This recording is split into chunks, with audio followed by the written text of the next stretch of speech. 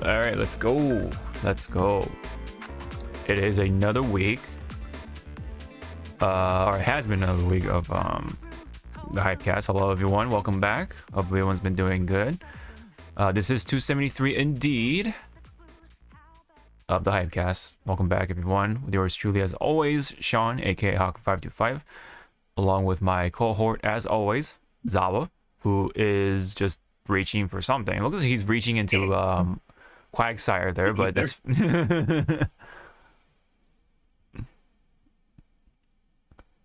Oh, well, since you brought up a Pokemon, today's Pokemon number is C Dot, oh the wow, grass type.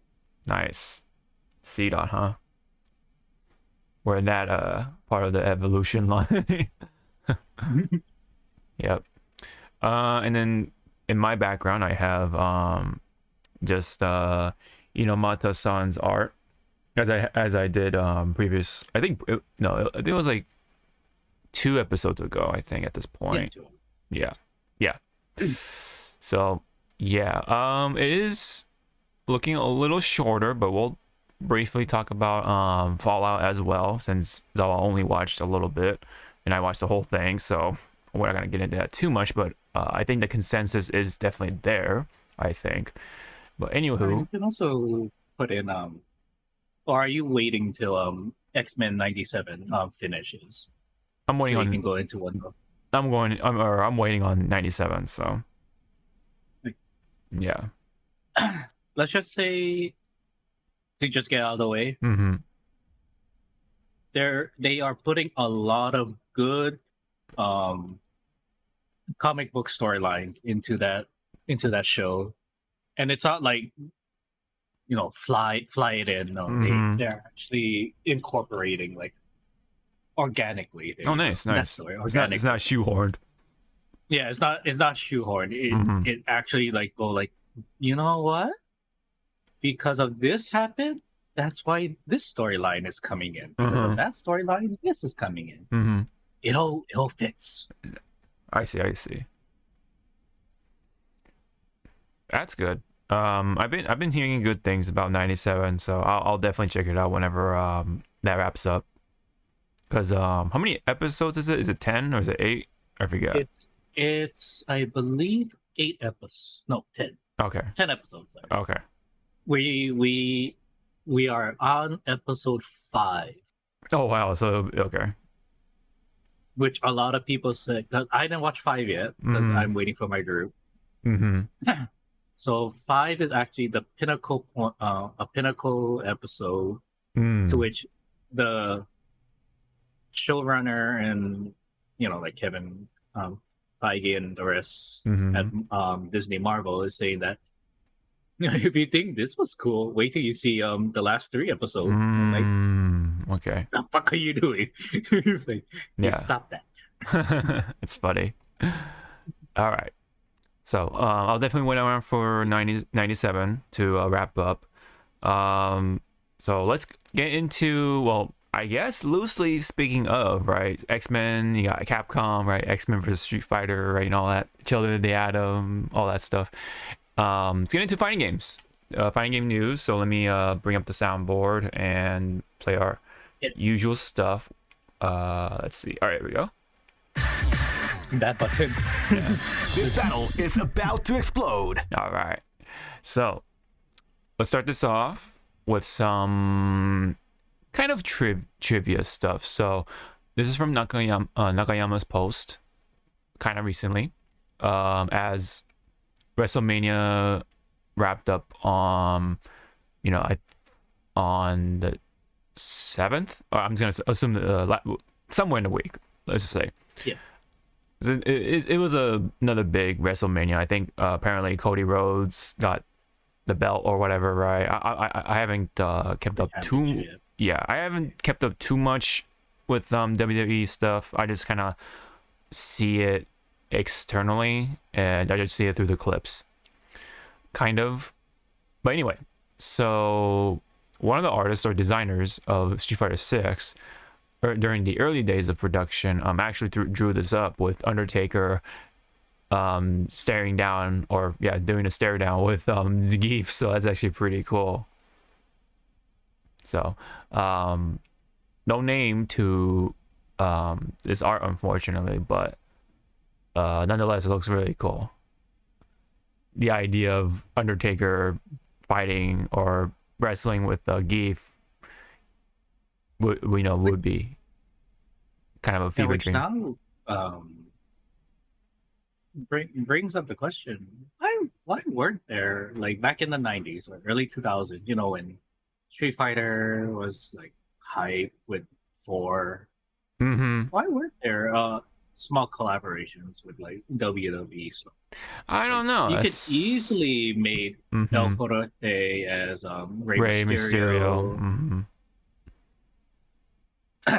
Yeah, like costumes. Yeah, Geef could have an Undertaker or Big Show, Bret Hart. You know, like large wrestlers. Like costumes. Yeah, Abel could have easily been some wrestler as well, like so on and so forth. So yeah, interesting. I don't know why they didn't quite spend their time with that.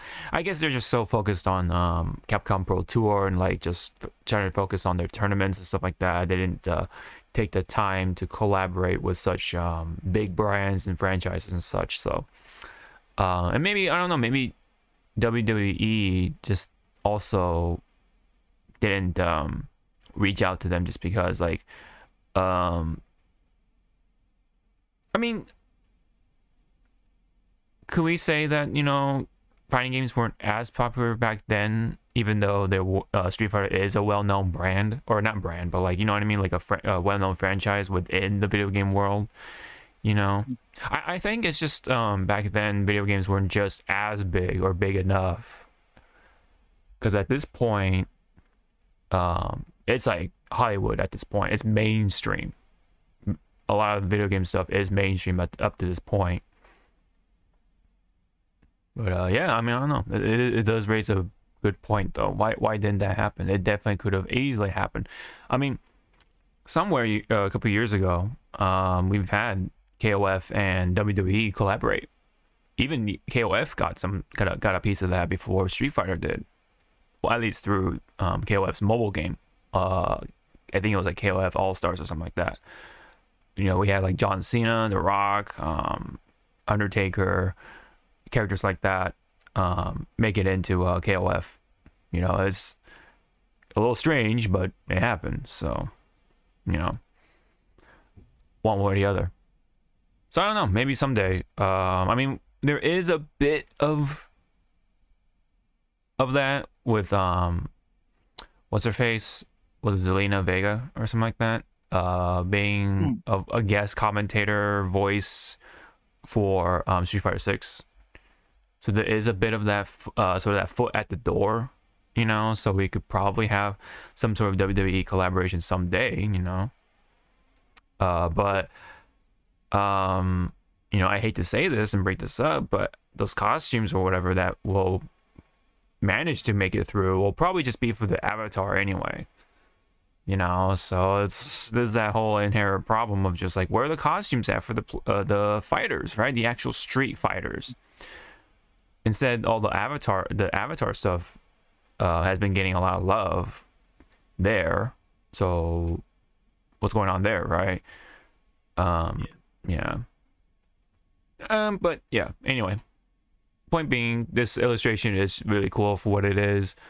You know, nice little digital painting of Taker and Geef. So just thought I throw that in there because there is a lot of crossover with wrestling fans and fighting game fans. A lot of crossover, in fact, very, very, very much so.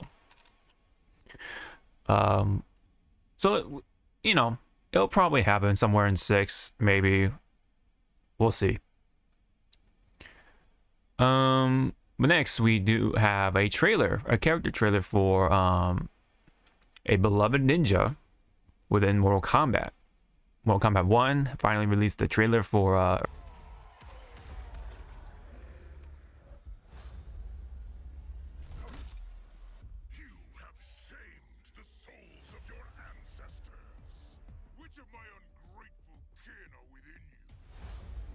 all of them. Mhm.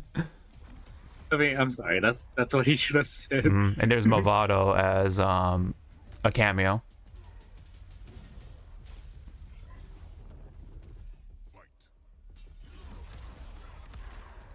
I like that. The backwards, like, yeah, no touch. Yes. Drags you in. I like the moves. All right, we're back. Sorry about that. There's some technical difficulties, but I definitely found out for the most part what it was. I think there was something uploading something was being uploaded to YouTube, but I stopped it, so I'll just re-upload it again later in a later time. That's why the upload was like getting hogged up or clogged up rather. So that should be resolved hopefully. So let's carry on. So what did you think of Ermac overall? Fun. It looks And fun. then I like the specters, you know, with the hands and stuff. It really more emphasizes that yes, he's a collection of souls in a body that's pretty much fighting for dominance or be, Yeah. you know, be that to be the leader. Including I'm just gonna say the husband of Shiva, right? Jared? Was it Jared? Isn't it Sindel's husband? Or Sindel, excuse me, not Shiva, sorry. Yeah. I get those names mixed up somehow. Yeah, Sindel's husband, previous emperor. I think it was Jared, if I'm not mistaken, but yes. Many souls nonetheless. A collection. Now looking at his default pose, I wish it was more like, because he's just, I wish it was more like almost zombie like. Like he's like twitching every so often, because again, he's a corpse. I think he is a corpse, yeah, but I don't know. I don't know if he's that kind of zombie. Like all you know, like he's very much I meant like he should be like a little bit more hunched over, just like doing like that, like every so often. Right. Yeah, I think I like his pose better in what was it, MKX though, because he's more like a mage, you know, like a very sorcerer like. Whereas here he's kind of just like standing there a little bit, not too you know what I mean? Doesn't have a whole lot of flair before he attacks, of course.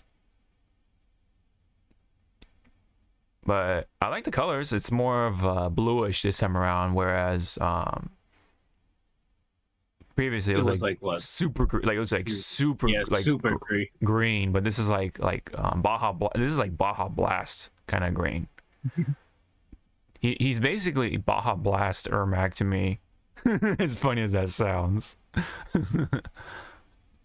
that's what the color sort of reminds me of. And yes, his fatality is very much on the stylish side, I would say. Not very it's not super like not super visual, like what was it, 11? 11 or was it X? Well, X, I remember he like literally was like just pulls the guts and stuff out of them, you know. Whereas because in 11 I don't think he was there, so yeah, but for sure in X like he pulled out their guts and like, well, I forgot his other one, but yeah, anyway. This one's just more like, oh yeah, he's like it's almost like like one of those like dials or something, like in fantasy element, or in those like fantasy games or like fantasy movies or whatever, just like turning the dial, you know, and then just like smushes them together. So not as graphic or visceral like you're saying as the gut pulling thing, you know. Whereas it was more it was like more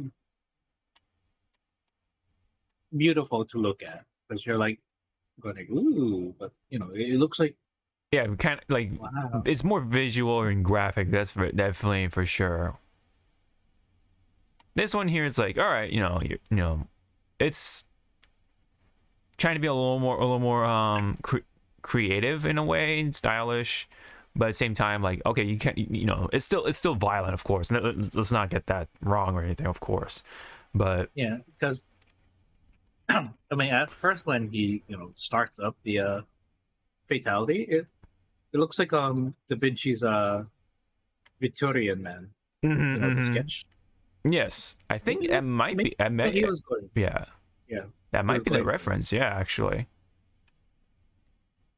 the we can call it the Da Vinci, if that's the case. If that was the name of the fatality, or at least referencing Da Vinci somewhere, that'd be pretty cool, actually. Circle man. Yeah, the Circle Man. Yeah, yep.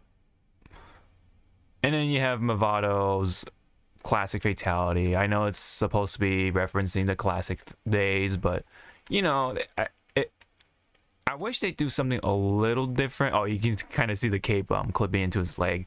But anyway, Damn it, Ed Boon, you had one job. yeah, one job. Yeah, I wish. Yeah, like I wish they do like the subtle things, right, to add up to, a little more pizzazz to a classic one, right? Yeah, 'cause Yeah. I think MK1 is trying to be too serious. It's not having fun, Right. I think, well, games. yeah. It's funny though because they are trying to go back a little bit to the classic days because it is MK1 in a way. So I get, it seems like they're trying to make that the excuse maybe. Because I think overall, like, I addressed this in one of my videos for Mortal Kombat's, when I was like looking through their fatalities, I was like rating them and stuff like that to my own score. I think these fatalities are pretty tame overall, and I think it's just because they're trying to like reset the scale again, and then they can go when they go into MK2 or whatever they're gonna call it. Then they can raise the bar. Bar again, yeah. So they're kind of like lowering a bar on purpose this time around just to raise it up for the next time. That way they can kind of like sell the game, right? They give you a reason to sell the game again, right? For MK2. So I that's just my sort of tinfoil hat theory thing that I have for MK1. Now there are violent or really graphic ones in MK1. Don't get me wrong, but it is fewer in comparison to if you compare it to like MK11 and X, of course, and even 9 to an extent. As goofy and cheesy as that game has now grown to be, in my eyes anyway. But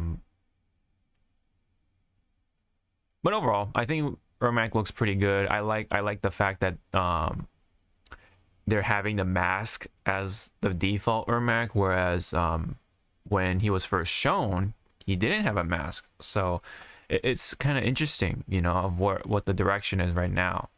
Now they're having Ermac with a mask, which I think looks a lot better. I think it looks pretty cool, especially that this particular shot right here looks really sick. What do you think? I kind of want to see this shot, but in a darker stage setting. I want to see how to change up the lighting. To change the lighting. Yeah, how the lighting is gonna be. Like how illuminated is his face gonna be just from his eyes? Yes. Yeah, see right here, like you see it right there. This is the first thing we saw when they were first showing off the DLC. Ermac doesn't have the mask right here, so obviously yes, you can customize it. You can customize his mask, in fact, to different shapes and designs. Because with the customization and stuff like that.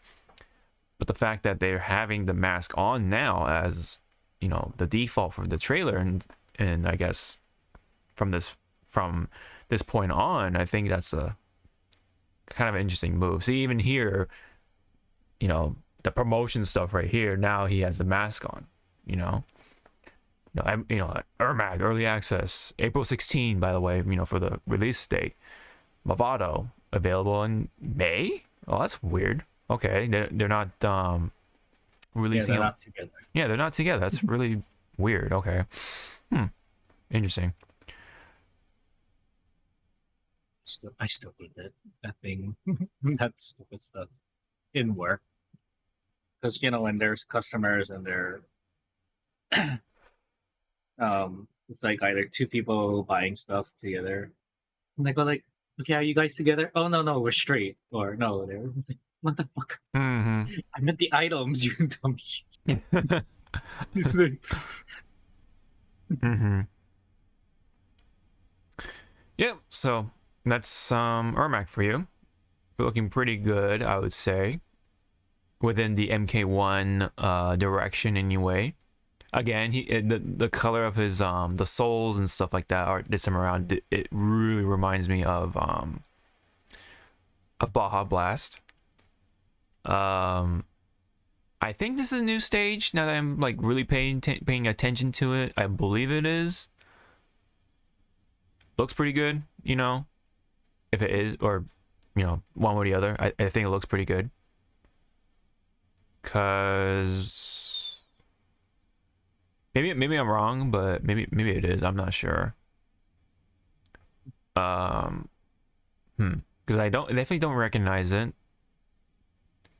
It might have been previously it might have been from a previous DLC update.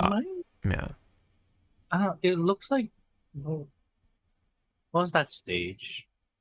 I think it was MK11, where they had the big ass sand hourglass and they were trying to like break it or something. Oh, fix it. It looks like that area. Kinda. I think I know what you're talking about. Yeah. Yeah, I know this stage is old. That this is from launch. Yeah. This is definitely from the launch days. This too. But I think this. Oh no, actually, I think this is from a previous DLC update, so it's not entirely new. But I definitely did not immediately recognize it just because I did buy the game on launch day or whatever. So anyway, either way,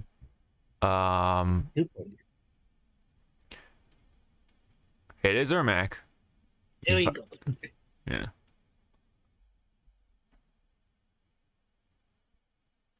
All right, we're good.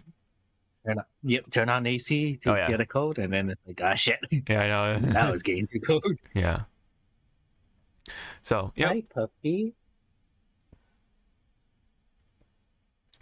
I imagine, people like Sonic Fox will find like nasty setups and mix-ups and all that fun stuff with Ermac. But I think Sonic Fox though was really commenting on the like Movado's like outfit or something like that. I noticed that. So, it definitely makes me wish these characters were actually playable as well. But I guess it is what it is. Some will only make it as cameos and others will be playable. But it's just so weird that of all people, right? Like we have Jax and Sonya only being cameo at this point. It's very strange. They're like the classic characters, and they're still not playable up to this point. Like if we're gonna include people, I would think of Jax and Sonya for sure. Like I kind of understand Ermac not being included ish, even though Ermac is also a classic character. He's the red ninja, but if somebody's not gonna make it into Ermac, I can kind of see, but yeah, Jax and Sonya still not in it as playable characters. Very, very strange. And even they weren't even in the main story either, like until you had the big battle, and they didn't even have like barely any lines, I don't think. Yeah, I don't know. What do you make of that? I think it's more like Ed Boon's team is just like testing the waters, like Mm-hmm. with people's reactions of like why is only this character so and so as a playable versus cameo, so that Mm-hmm. maybe once they get to MK2, then they'll be like, oh, Yes. all right, heard your voices. Here you go. Now Yeah. they're playable. Right. Right. I think they're. I think honestly, like the more we talk about it, I think this game is here to really butter up the next game.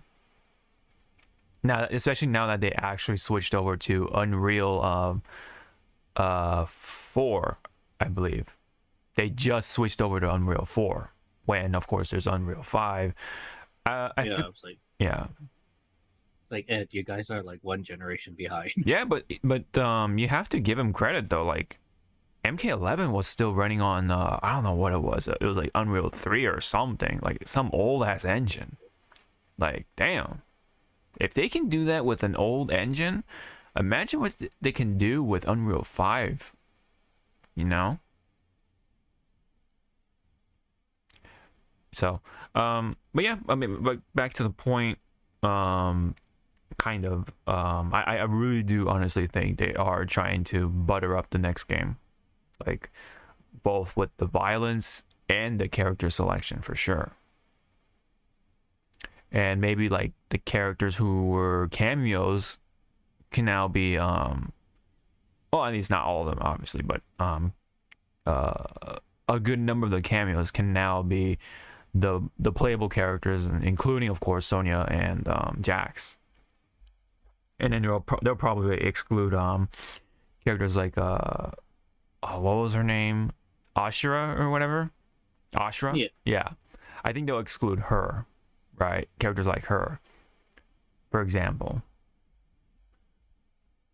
And yeah, so on. So I think it's trying to also establish that some of these playable characters are not coming back to the next game because probably is they very much not going to serve any purpose. Yeah, for storytelling wise. Yeah, for sure. Because like I think some people's stories are wrapped up. Like they don't really need to be there for next time. Yeah.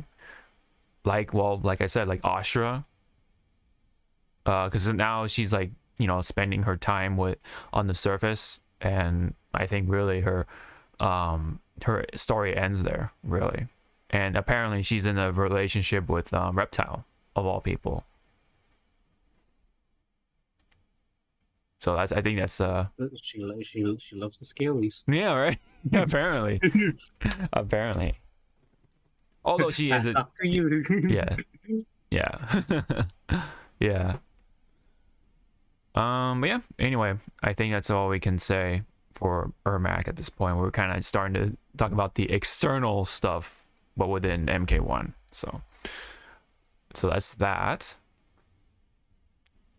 Again, he'll be out in a couple of days. At least, well, for early access, I think he's out soon, if not now. I'm not sure, but yeah, nonetheless. Anyway, last one for fighting games. This is kind of a strange one, but relating to fighting games. So let's go ahead and at least bring it up here. And it's that I forget if we talked about it or not in the past, but there has been some discrepancies involving with Hitbox. And basically Hitbox was kind of like, hey, why are you making this controller? We're the ones who are kind of like the OGs or whatever. We're like the big brand when it comes to these level-less style controllers, right? They were trying to get into a like some sort of lawsuit or something with the makers of Snackbox, right? Which is basically like the small version, like kind of like this size, for example, but with the lever-less controls. And Hitbox was just like, hey, like this is our product, kind of basically, even though there's no like patent, I don't think they established, or I don't think they had anything to really any grounds really to be like that. So that's why people were just like previously like, hey, like what are you doing, like why are you like this, you know? And so but people seem to have forgotten, like no one just has been up in arms about it after a while. So it's kind of like it kind of died down a little bit, but now this kind of reignited those flames, it seems like, because they came out with this the licensing program, quote unquote. Titan or Tiny, if you would like to inquire further about the Hitbox licensing program, please email us, blah blah blah. It basically asks for people to get this license in order to rightfully produce these style of controllers under the license of Hitbox. So now that's why people and it's, you know, this is not a license to sell their products. This is a license to produce this style of controller. So from what I've gathered anyway, so yeah, it's like, oh, you know, we aim to share the use of the intellectual property with well-deserving companies who share customer-driven values as our own. Licensing provides our company with the ability to share our IP without the worry of other companies damaging it. Through the licensing program, we can officially endorse and collaborate with other high-quality companies and manufacturers. Additionally, we can also help ensure that every player's experience on a levelless controller is a positive one. So trying to like butter this up as like, oh, we're just trying to, you know, make sure that we spread good word on these style of controllers. But really, I mean, I feel like these licenses, it's just established that, hey, this is our product. Don't go make this. Don't go make it without our permission. Is what I see. It's sounding like remember Sony cracking down on those players that did the modded PS5 covers. Yes, very much so. Kind of like and that. It's kind of like to that point. It's like, well, if you're not gonna fucking do it, someone's gonna do it, and you can't get mad if someone beats you to the fucking finish line. Right. Like seriously. Yeah. So in this case, though, a little tiny bit different, but still like similar thing. There are definitely similar notes and flavors and sort of scents and kind of aromas of like, hey, why are you doing this without our permission, kind of thing, you know? When we're like, you know, this established brand or franchise or whatever you want to call it, like this established company, this body who makes the levelless controller, you know, it's like, I guess you can call it like the Coca-Cola of these levelless controllers, because when you think of these controllers, right, you know, the levelless controller, you know, a lot of people are going to say Hitbox, right? It's kind of like when you have the facial tissues, what do you call it? A Kleenex. Kleenex. Yeah. How you're not supposed to be calling any other brand that's not Kleenex. Kleenex is supposed to be tissue or tissues. Yeah. But people say Kleenex because that was like the popular brand, you know. Yeah, that's the default that you grew up with. You were there, and then it's also sounding like I just had it in my head. Well, it was more like, imagine like all of this, like, oh, if you want to sell this product by using the name Hitbox, please sign up for the licensing program.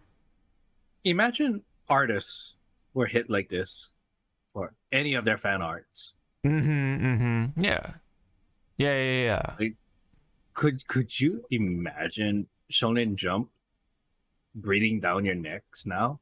Like, right. Oh, you made a Bleach fan art. Well, do you have your license?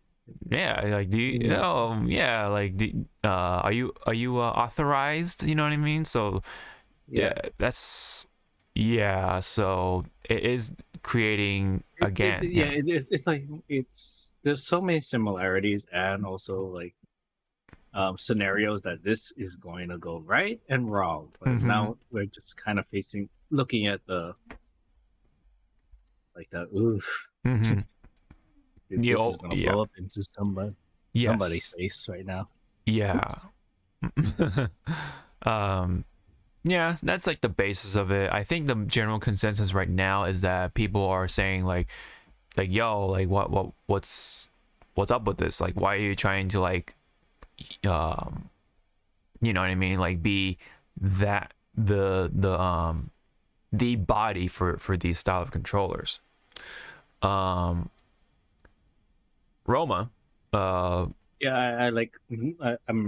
I'm reading this of her her say and stuff. It's so she says here, for those that aren't watching visually and only listening audibly. Yeah, audioly. It's like, what the fuck? We're making up words as we go along, as Hitbox is making up their own rules as they go along. So I really like this first sentence. Go ahead. I'm not sure who your PR is, but I feel this is not the way. It's like, shit. Yeah. You're only turning the whole community who would consume your product if you made something new and intuitive against you. It's like, yeah, that's kind of true. You're pretty much putting a barrier that shouldn't even be there in the first place. Instead of using your money to C&D competitors, you should use that to better your brand and product, or make partnerships without the whole hassle of like soft cease and desist. You know, it feels like that too. It's like it's a soft like cease and desist. You know? Yeah. Okay, and that's her first post. Yes. It had like 100+ likes. Yeah. Hitbox's Hitbox Arcade's response is, we appreciate your perspective and concern. Should be concerns. Yes. We have been putting resources into our product and expected to have some cool news to share soon. When? Yeah. Okay. And once we are allowed to, we will provide the PS5 compatibility that ourselves and the community wants. 0 likes. I feel like that's kind of deflecting what she's trying to really point toward. Yeah, right. Yeah. Which follows up, Ms. Roma said, even if you do put more into your products, it won't win back the sentiment of you going to other leverless companies. And the community is inherently grassroots at heart and will want to support your competitors even more if you keep going for them, just trying to be helpful, because it's hurting your brand, which is kind of true. It's like, you think you're helping yourselves, but you're not. You're actually like, you know. Yeah. And sorry. let's just say they said Hitbox Arcade said something really questionable. Like, I don't think whoever is answering these questions or their PR is saying the right stuff.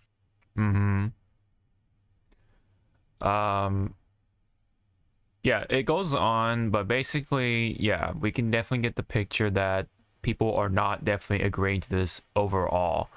One person says, this is a response to, I guess one of Hitbox's replies, right? Saying, what do they mean by work? Is the fact that they want a cut from every leverless controller. Making a competitive product while sponsoring tournaments and streamers is too much work. Yeah, and then another person says, and it sounds like Hitbox is getting mad at that people are seeing through their ambiguity. Ambiguity. Sorry, but yeah, it definitely points out. Yeah, like they're just trying to get a cut out of everyone who is trying to monopolize something. Yes. That shouldn't be monopolized. Yes. Yeah. Exactly. Yeah. Pretty much what Roma was going to says next. You're not a monopoly, and you never should be, or never should be. That's her quote. Competition is good, and there shouldn't be one head of leverless. Hopefully, since you're either the CM or SSM, you send a sentiment and analytics report to whoever does branding, and they show their higher ups, because this is more than 80% negative sentiment I've seen as someone who works in SMM.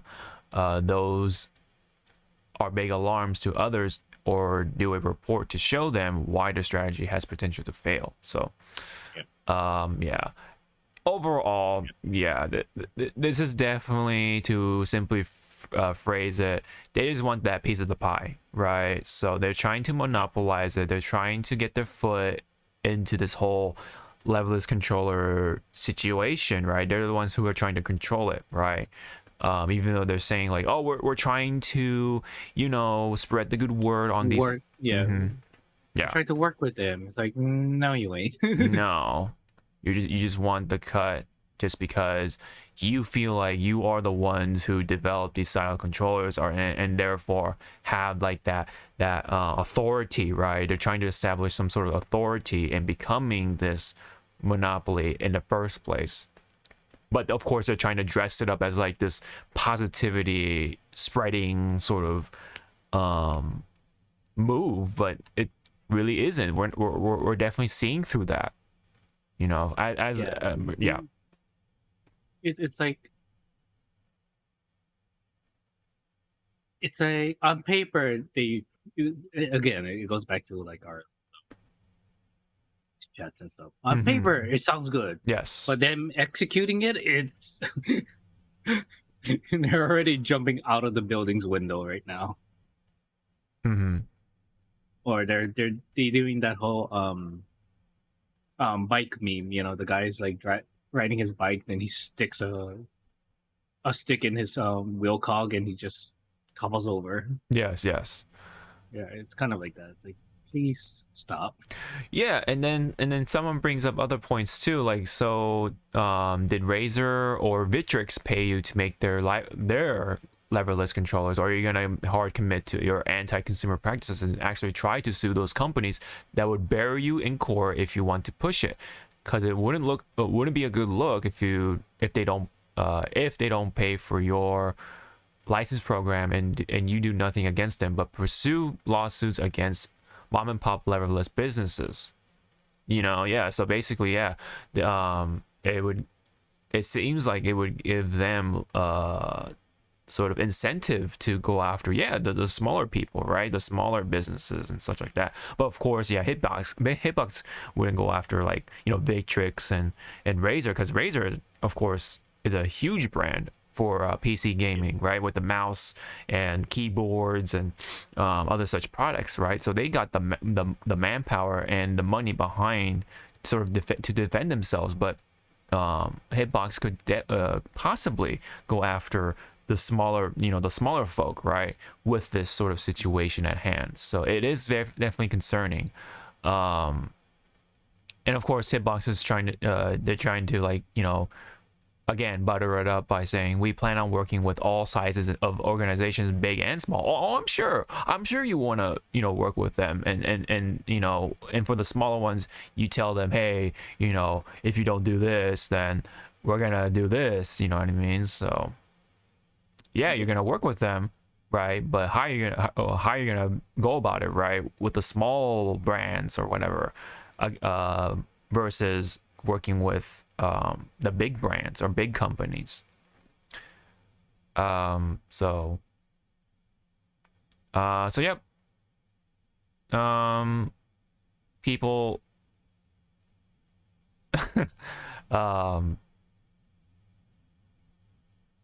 people aren't buying it. Yeah, they definitely are concerned for this licensing program.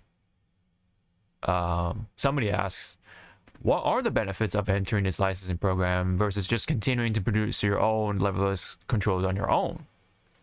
We're approaching licensees as partners, and with each organization controller, this is Hitbox replying, by the way, it is going to be different. Promotion and collaboration are key. And then the same person replies, so what happens if they don't partake in it, right? For the time being, they said, Hitbox says, our focus is on those who do want to license with us. But it's like you're not really answering the question. It's like you're just like going, you're deliberately avoiding it. You're not even saying like what happens when they don't partake it. What's the consequences, right? Quote unquote, or what is that outcome? It's like are you gonna send an actual cease and desist? Desist order? Are you gonna bring down the Judge Gavel and go like, yeah, stop it? What, Mary? Or are you gonna send the mafia? You're gonna hire the mafia to do dirty work for you or something, like to go at the approach the door, and then have them kind of make it clear like, hey, if you don't do this, we're gonna have to do this. You're gonna send Eggman. Yeah.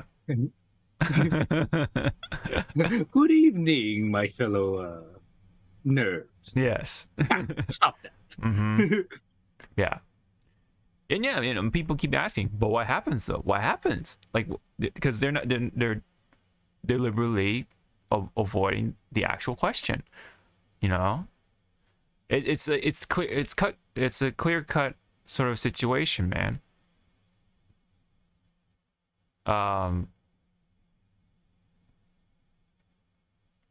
Yeah, and then people are, one other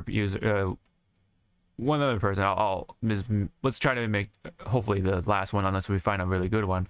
As an avid Hitbox user, past 2+ years, great customer service and support, or customer support, sorry.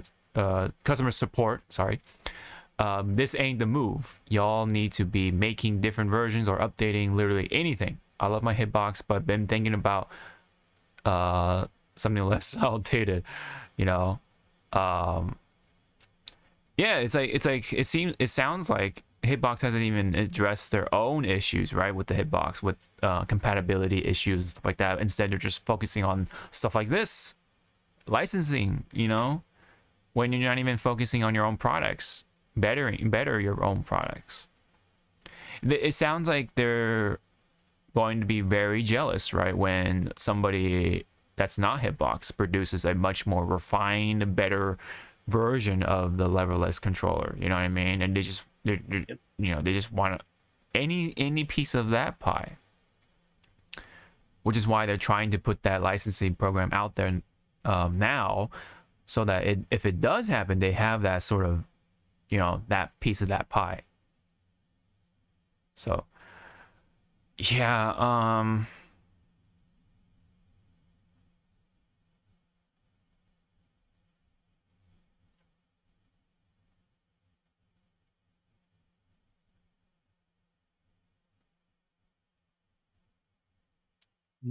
yeah, it doesn't even say. Yeah, like they said they applied for a patent, but oh, okay, so maybe they do have a patent. Okay, but the patent was granted. Yes, there should be a link to our patents page in this licensing. Okay, I mean, even so, it's like it's just one of those things, right? Like what like with like Nintendo, right, with their stance on fan-made games and mods and all that stuff, right? Just because you're in the right to do it, is it the right thing to do it? Should you do it, right? It's like it's like, as you said, yeah, you have the right to do it, but at this point in time, should you even pursue it? Like, seriously? Yes. With how many other products are out there? It's almost the same as yours, but not really. Just a few here and there. Right. And it's so funny. Somebody brought up the picture of the Fine Brothers, right? Do you remember what the Fine Brothers did? So the Fine Brothers used to produce the reaction series, right? Oh, people react to this. Oh, kids react to this. Oh, teens react to this, right? Back in the day, the sort of the classic, teens react. They even have it on the side there. YouTubers react, right? That was a big series, and then I guess a lot of people moved on. They just something happened, right? Because landscape changed, right? Anyway, so they were trying to kind of do the same thing here, right? Be like, hey, if you're going to do a reaction video, you gotta come to us, and then we can like approve it, blah blah blah. It's like, bro, this ain't your shit, man. Reacting is, something we do as people, right? Like, you ain't this is exactly the same thing. Hitbox, bro, you're not the messiah, or you're not this god of the leverless controller. People should have the right to produce their own sort of take on the leverless controller and such like that. Like, I'm sorry if they make one better than yours, but that's how it goes, right? Competition in the market, right? That's what we're all striving for, to be better, right? Instead of trying to put a fucking gate on these things to, gatekeep the anyone else who quote unquote dares to produce something you guys produce, that sort of thing. This person person put up a picture. Hey, I sold 3 of these. This is like basically like a Amazon Basics box with the buttons on there. Maybe it fits, and if it works, it fucking works. I would love to see this person play it at a tournament. Right. My legal team is ready. What this also reminds me of? Well, it's more of like they kind of handled it a little like too assholey. Death battle. Yes, yeah. The epic rap battles. It's like, come on, some people just did it for fun, just raining on their parade. You cannot use epic rap battle because it's our stuff. Yeah, same thing, man. Calm down. Yeah. It's like, calm down, you. Yeah. Now, yes. Back on the reaction thing. Luckily, they backtracked that. It's like, yeah, like of course, like that's not a cool way to. That's not a cool way to do. Like, could you imagine if this was a thing? Like this whole concept of being like the beholder of like these concepts, right? What if like you only had, let's say, Disney be like, hey, you don't get to make that animation, right? You have to go to us, right? And then you have let's say Coca-Cola be like, hey, you can't make that soda, you have to go through us, right? Because we're the gods of soda, you know what I mean? Yeah, we're the grandfather of soda. Yes, we made it. Blood, sweat, and tears. And then Literally. yeah. And same with Nintendo. Like, hey, you can't make that video game. You have to come to us to, get that license or approval or whatever. Like, could you imagine, like, in a world where we have to do that? No, you can't do anything. You can't do anything creative if that's the case. It'd be fucked up, Yep. That's like, man. That is a shitty utopia if I ever saw one, man. Imagine, right? I'm just thinking about that, right? It's like, oh, and then same with cars, right? Like Toyota or Ford, right? Imagine, right? Same thing. Hey, you can't make a car. You gotta come to us, Apple or Microsoft. Hey, you can't make a PC. What is that? Is that a PC? Is that PC? Oh, I'm sorry. What's your building license? Yeah, exactly, right. And then Like what's a like is there like a popular like house building like or contractor, right? You know, to build houses and buildings and yeah. Like imagine that. Like You can't go. You can't go to them. yeah. They're nothing. Yeah. Come to us. Yes, exactly.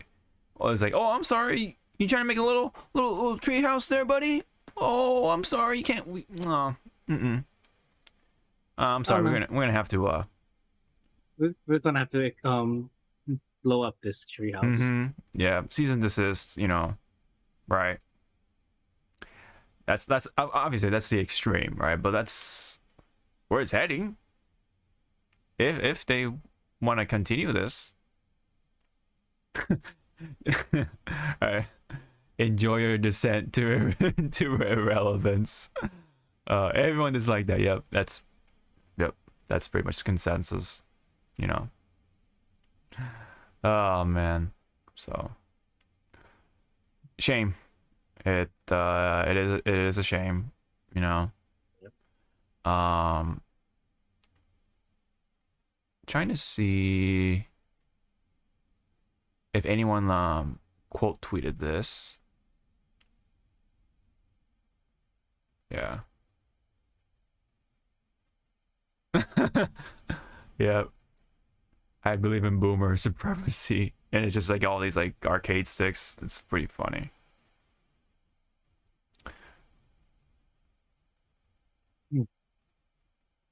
What is this comic?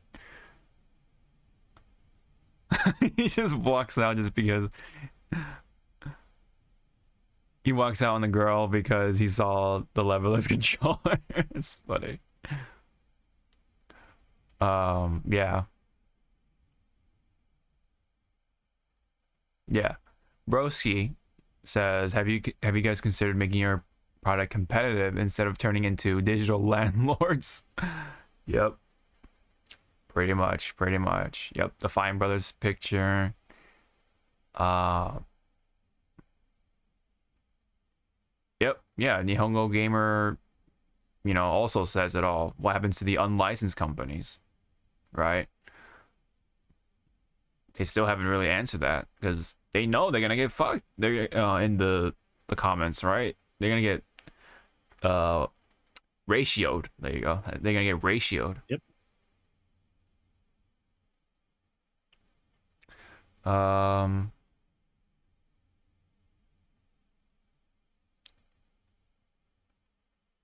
Yeah, and anti-ethical, of course. Yep.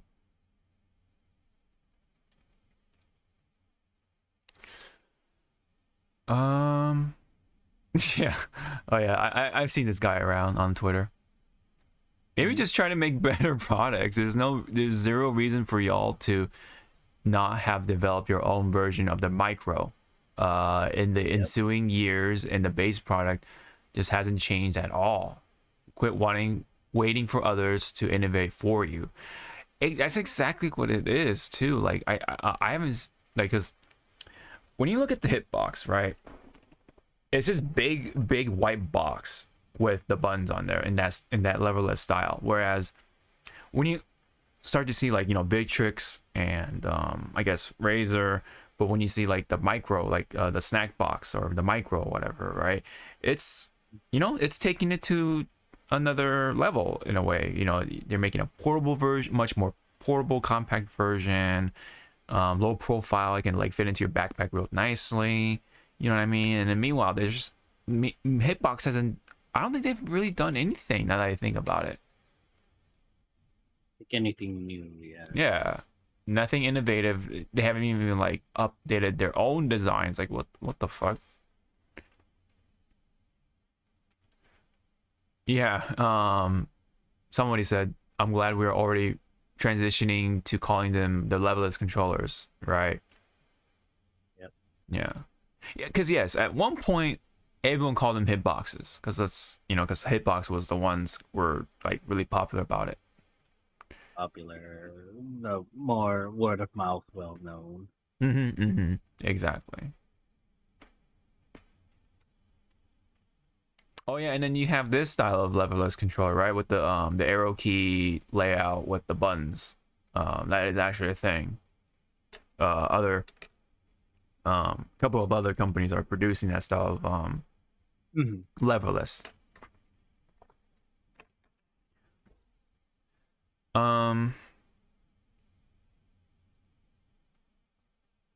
Let me see. So yeah, I think we all get the point. You definitely all get the point. I like this with Vegeta with the headphone pole. That's funny. Do you hear this shit? Yep. No, Vegeta. I don't. Yep. Alrighty. Oh, let's hope that Hitbox pulls back on that, backtracks or whatever. But yeah, if they continue, it definitely. I think someone just needs to go to Hitboxes, whoever the PR or the social media coordinator or whatnot. They needs a big slap. Yeah. Like, hey, what you doing? Right. Alrighty. So that's it for fighting game news. Hopefully things work out with the whole leveless controller situation. We'll see. We'll keep an eye on it. But for right now, we got the frontline news. We got some stuff to talk about. So,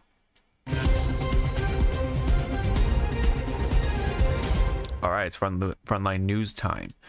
So, we've talked about Yuji Naka. Yuji Naka was previously arrested for inside trading. I believe he was charged, and yeah, he had a sentence and everything. While serving the 30-month suspension sentence, he actually went back to social media, right? After 16 months of silence, I guess. He accuses Dragon Quest producer Yu Miyake of lying as a part of Naka's high-profile inside trading trial.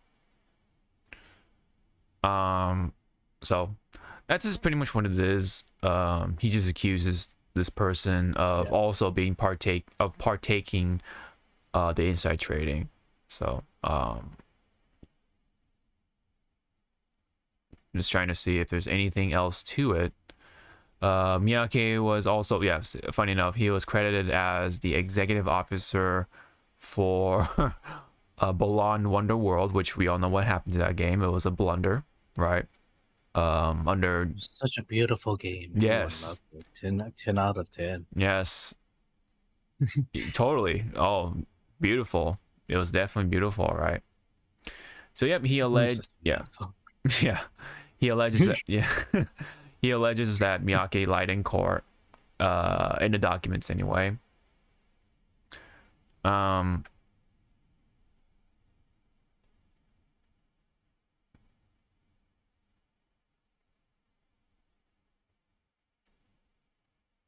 me see. Yeah, I mean, that's really all there is to it. As simple as that sounds. It's like he's already acknowledging that he admitted pretty much of doing it, but he's like now trying to like drag somebody else down with him, not gonna take the downfall by himself completely, So I mean, anything you wanna anything you can make out of this, like what's your comment, anything at this point for Mr. Yuji Naka?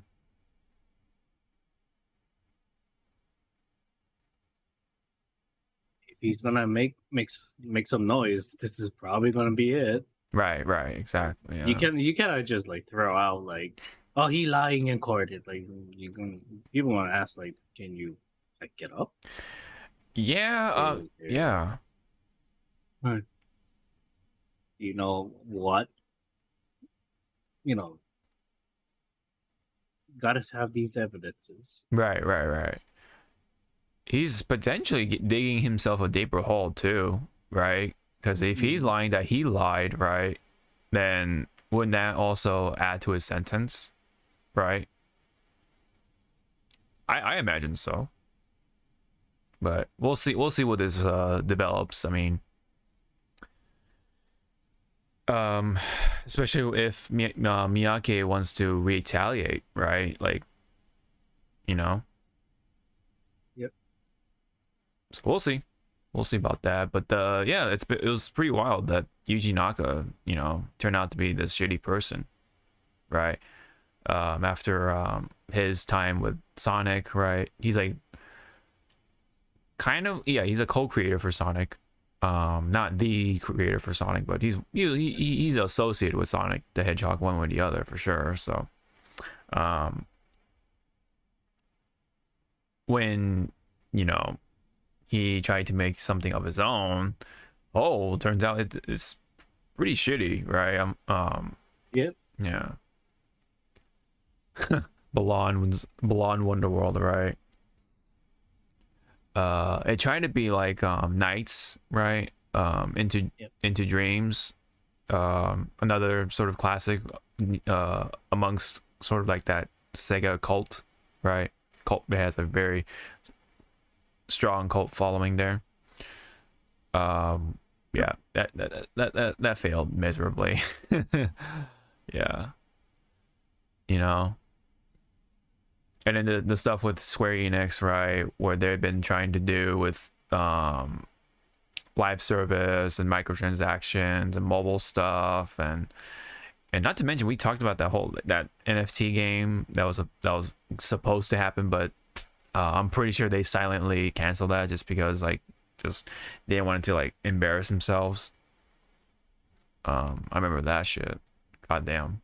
So yeah, it's like no, yeah, meanwhile, yes, Yuji Naka is he was found guilty, but yeah, meanwhile, Square Enix is also kind of shitty. Let's not forget about that for sure. I mean, Square, Activision / Blizzard. Yeah. So much things. Yeah. It's just very unfortunate, these companies, right? Meanwhile, they have produced some of the most beloved franchises of all time, right? They turn out to be very, very shitty companies, beyond that or outside of that. So anyway, next one is, I thought this was like pretty strange. It is a bit of an older story, but that was worth bringing up. I thought this was honestly a April Fool's joke, but I guess it's not, because it's been reported across different outlets. But Russians president Vladimir Putin wants to have both stationary and portable video game consoles being made. Could you imagine that? Sure, Jan, sure. Yeah.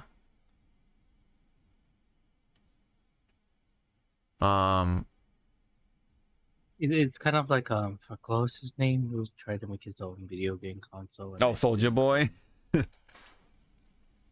Very much like that already. Yeah. So I guess just from reading this, again, Putin has given the government until June 15th to study the ambitious proposal. Russian Prime Minister Mikhail Mishutin will oversee the effort, but it's clear the undertaking won't be easy. Russian newspaper Kommersant reports that Putin has likely entrusted the Russian technology company VK to carry out the plan. Nevertheless, the newspaper adds, market participants say that there is no competence to produce their own PlayStation and Xbox consoles, and creating such a system from scratch will take up to 10 years. Yeah, of course. Like Putin literally just give has only given like what 2 months or whatever, 2-3 months for whichever company he's going with to produce a console. Yeah. It's like what on God's green earth do you think that a console can be made in 2-3 months? I know, right? I mean, a computer can be made in 2 to 3 months, but yeah, a video game console, no. yeah, actual dedicated hardware like that, no. It definitely takes time to refine it, make it consistent, run all like consistently, right, with no bugs and anything like that.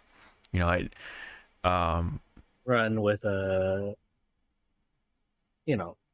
60 seconds per frame, unless you're gonna do it stupidly and then just yeah, 230. right. Make sure it runs with all the video games, right? Of course.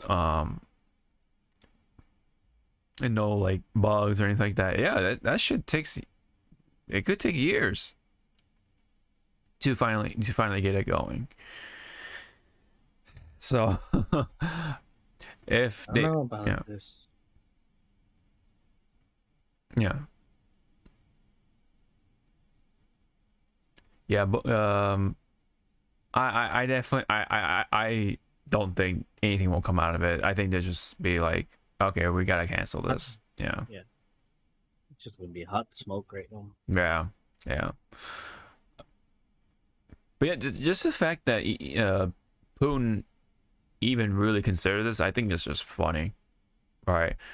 It really goes to show though that video games are that mainstream where you have certain countries like the government of a certain country, very very prominent country, right, be like, hey, let's make a video game console, right?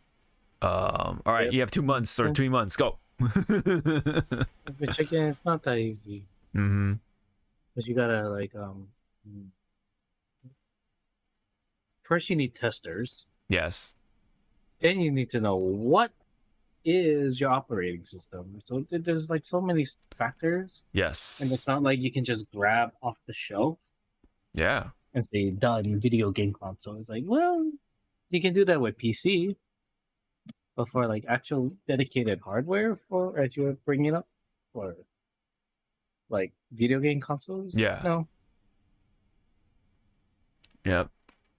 They're not gonna magically say, okay, this operating system was for the PS5, but with the click of my heels, I will now make it for your new console that's coming out.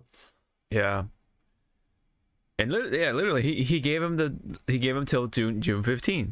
So I was like, what do you expect? What are you gonna expect from this whole thing, right? Just a whole. I say a whole lot of nothing. I don't think anything will come out of it. Just to be realistic, but just imagine, right? What would it look like? What are they actually gonna do? What's the whole process, right? What? How are they gonna accomplish this? They're gonna gut like probably. Yep, that's exactly how I imagine it. They're gonna gut like maybe the Xbox Series, and then just give it like a new paint code and like that. Call it a day. Yep, that's it. Yep. And instead of like the that green color or whatever that Xbox likes to do, they're just gonna paint it red. It's red. Yeah. It's red. The best thing ever. Yep. So that's essentially that.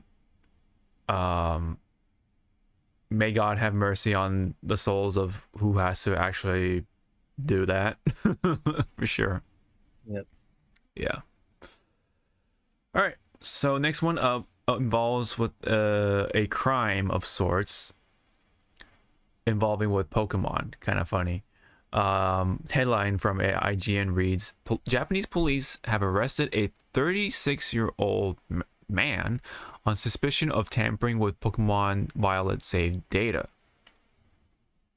Right. So what actually happened though was that there was suspicion on the man of selling illegally modified save data to customers online. A practice which is banned under the country's 2019 Unfair Competition Prevention Act. So there's But I actually, was gonna say, yeah, why are you selling modified save data? But then now I had to remind myself, this is Pokemon. It's not like back in the day, where you can download the save file from somebody else and put it into your memory card. yeah. You remember that, kids? Mhm. Memory cards? Yes, memory Yeah. cards, my god. Where they only hold like megabytes of data. That's crazy. Because I don't, yeah, I think at most it was like one gigabyte or something. At Yeah. most, yeah. In the later years. Yeah, at the very Okay, the most. PS2 the PS2 was what, 8 megabytes total? Yeah, I think so. I think so. That was the default. I think so, That was yeah. the default. Dang, man, yeah, it's like the standard memory Yeah, card. but then you gotta remember like how many save files was AI actually packed into those things. Yeah, for sure. For sure. Times change. That times have definitely changed for sure. Where you can only literally like maybe hold like 3 games nowadays with the fucking terabyte SSDs, man. Ooh. Yeah. That's yeah. Anywho, Memory cards are not fun to buy. yeah.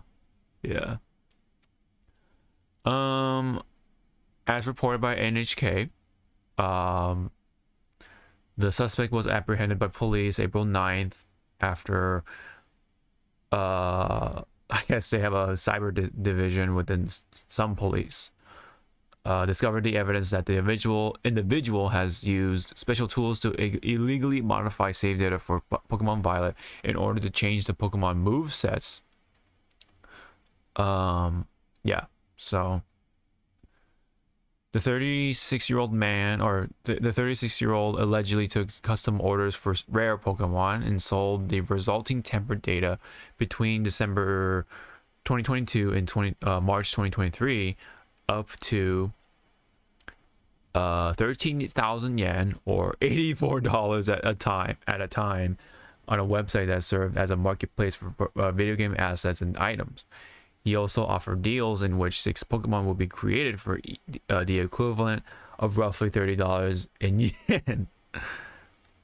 Man, their 36-year-old has reportedly admitted to committing the crimes at the heart of the ongoing investigation while providing the justification that he did it to earn a living.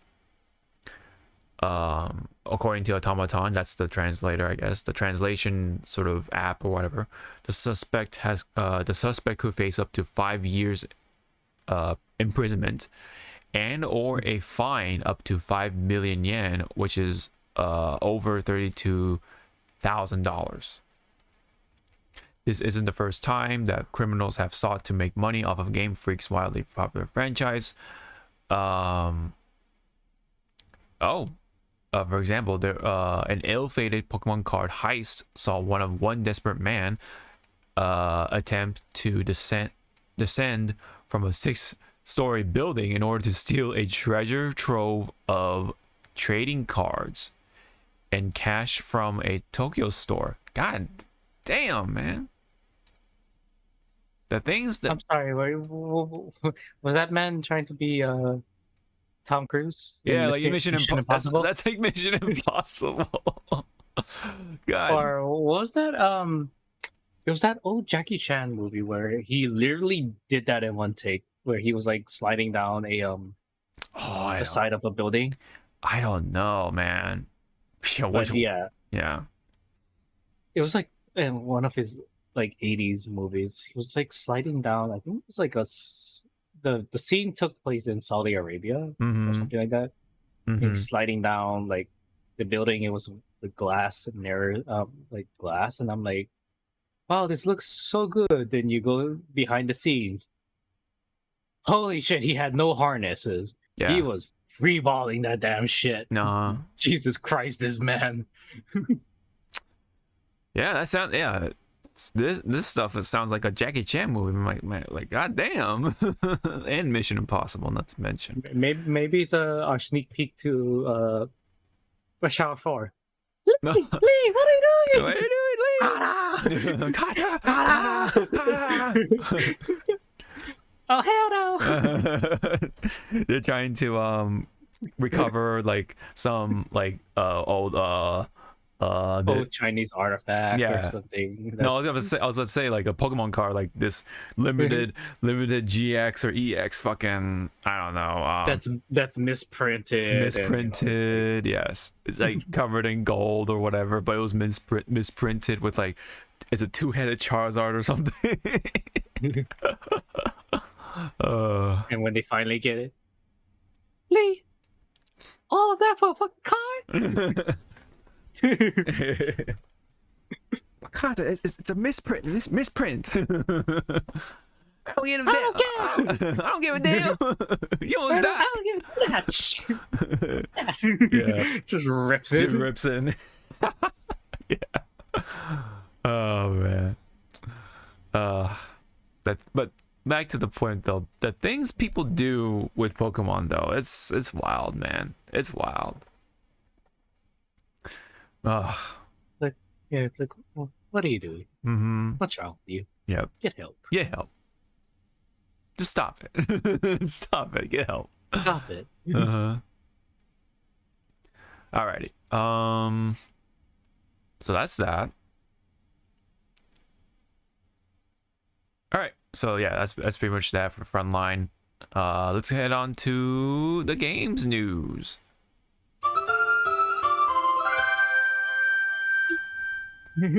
Yeah. Man. It's like a trigger, dude. It's such a trigger. It's funny. Anyway. So with the following success of Fallout's TV series on Amazon Prime, well, I don't know if it's because of that specifically, but I think it's like kind of like riding on that train or riding on that wagon. Fallout 4 is actually getting some sort of big update after all these years. This is 2024, and we're getting an update for Fallout 4. This will be on PS5 and Xbox Series X and S owners. April 25th will bring new native applications for systems, performance mode, quality mode, stability improvements, 60 frames per second, increased resolutions, login and quest fixes, I guess.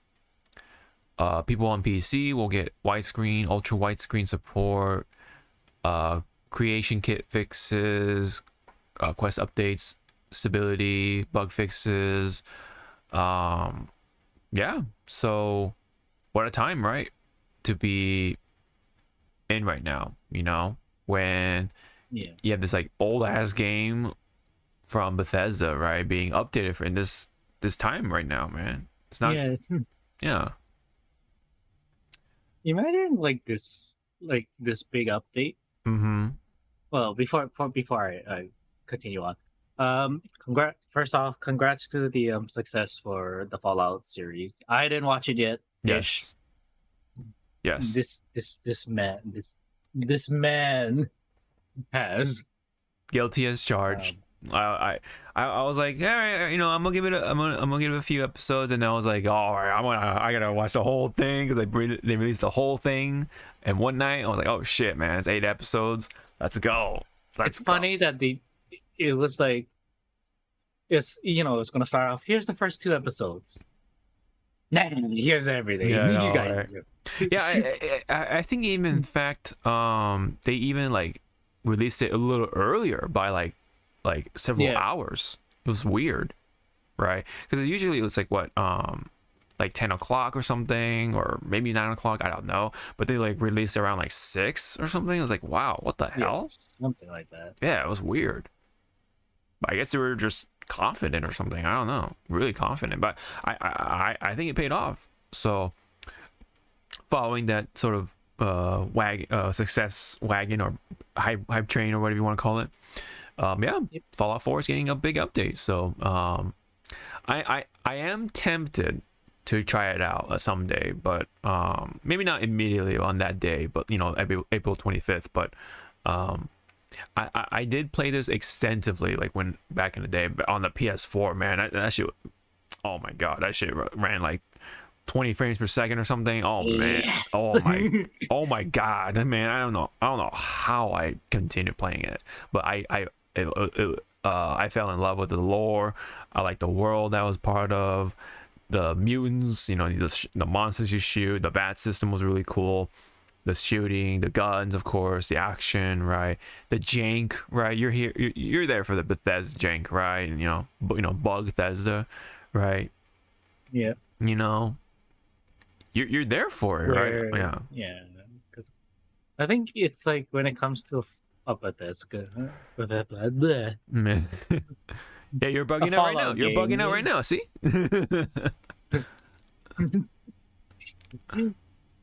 I think when it comes to like a Fallout game in general, a lot of people have high expectation, but they're expecting a lot of bugs to hit first. It's like It's just because yeah, I think it's a tradition. Yeah. it's a tradition. Because I think it's like if there is a Fallout game that had no bugs, a lot of people are going to worry. They're like, They're gonna take a look. They're gonna do like a double take, like, excuse me, excuse me. I'm sorry. It's like, where is it? Right. It's like, Yeah. oh, we ironed out all the bugs. No, put it back. I think it's just one of those like things, like it's like kind of part of the experience almost, because of how ambitious the game is too, along with sort of like that overall sort of dark humor with the goofiness, right? But you know, but you're like shooting people's heads off and like blasting off people's limbs, and you know what I mean, with the VAT system and all that stuff. And then you have these like guns, and you have the power armor, of course, right? All that stuff, right? And then of course another huge thing is the factions, man. You know, you want to be part of the Brotherhood of Steel, you want to be part of the Enclave, or what you call the Minutemen. It depends on, you know, what game you're playing, of course, but the Underground, the Railroad, the Vault Dwellers, right? The what do you call 'em?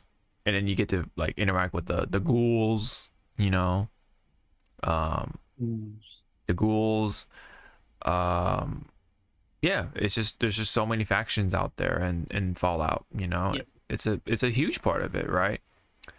And just a lot of just audio tapes and just things to read, to check out, just a lot of spots and locations. From what I can understand, it's just that open world game where you just get lost, on top of the bugs and all that stuff. So I personally enjoyed 4 for what it was. And then yeah, man, just, again, this game is getting updated in 2024, man. Yeah, when did 4 come out? Let me see. I'm gonna see the exact date on that. 15. Holy shit! My God, it's almost been 10 years.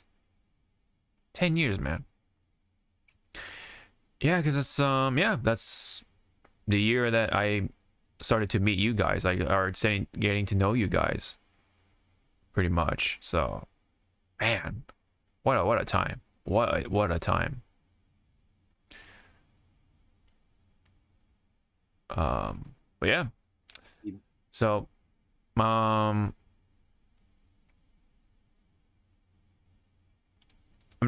just getting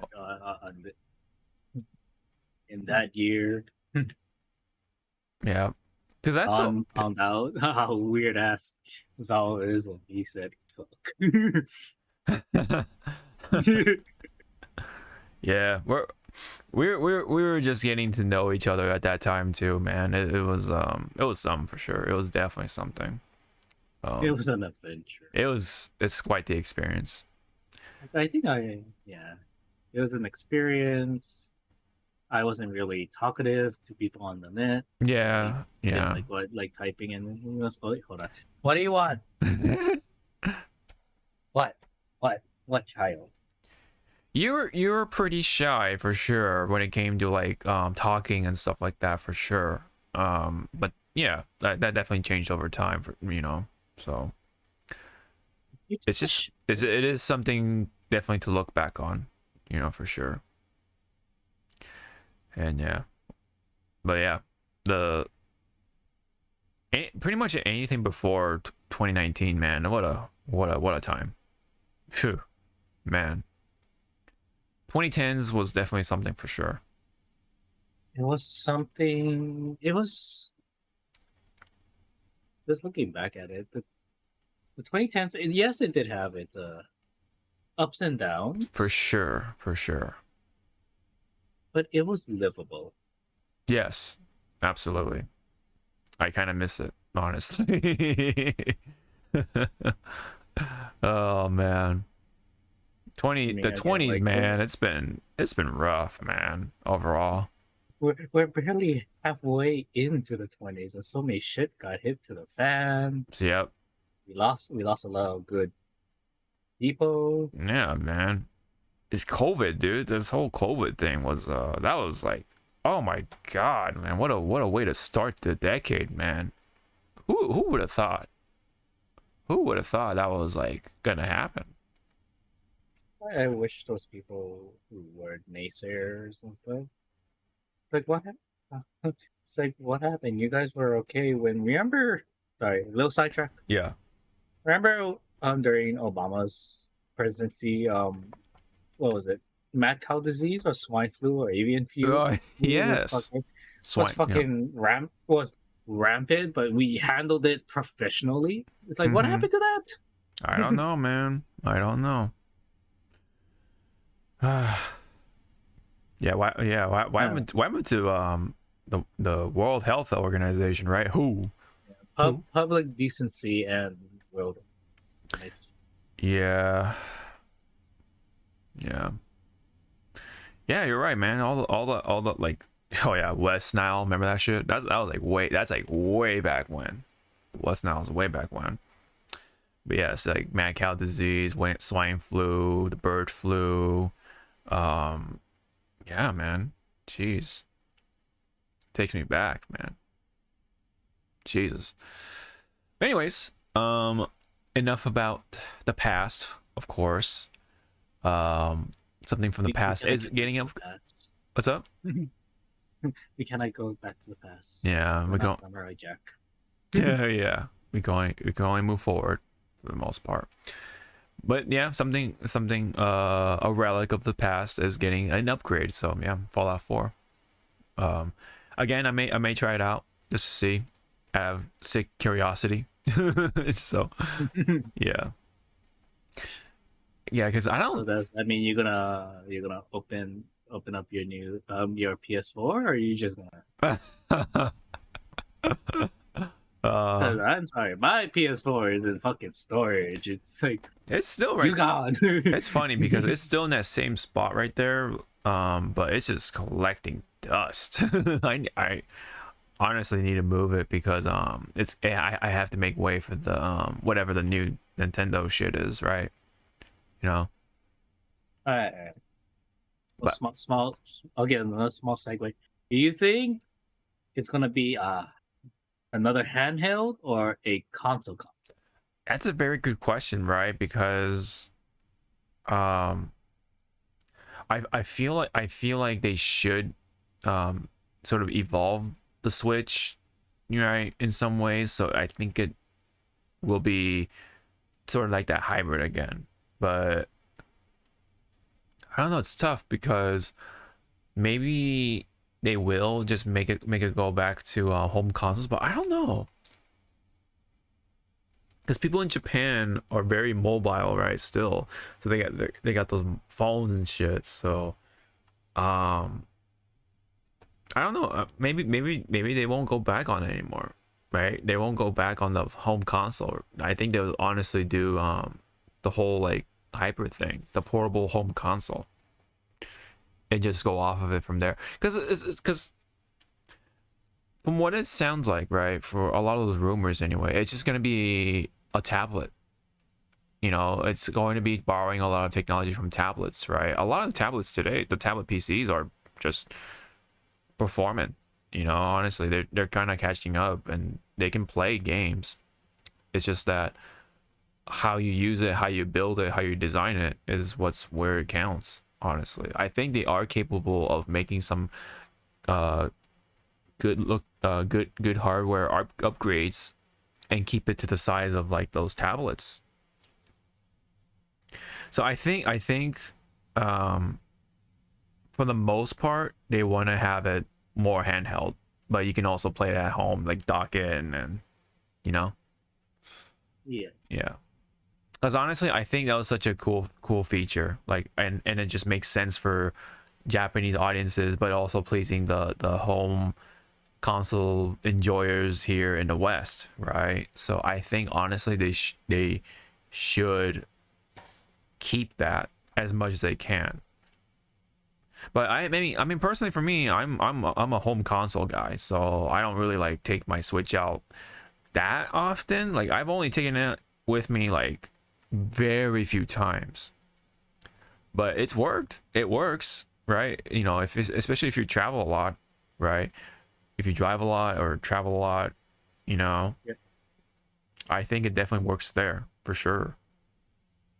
So honestly, I think I think they should like keep innovating that, you know. Yeah.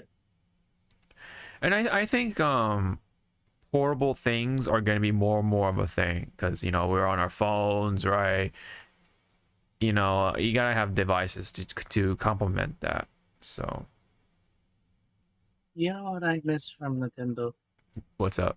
Able to have your portability fit in your pocket.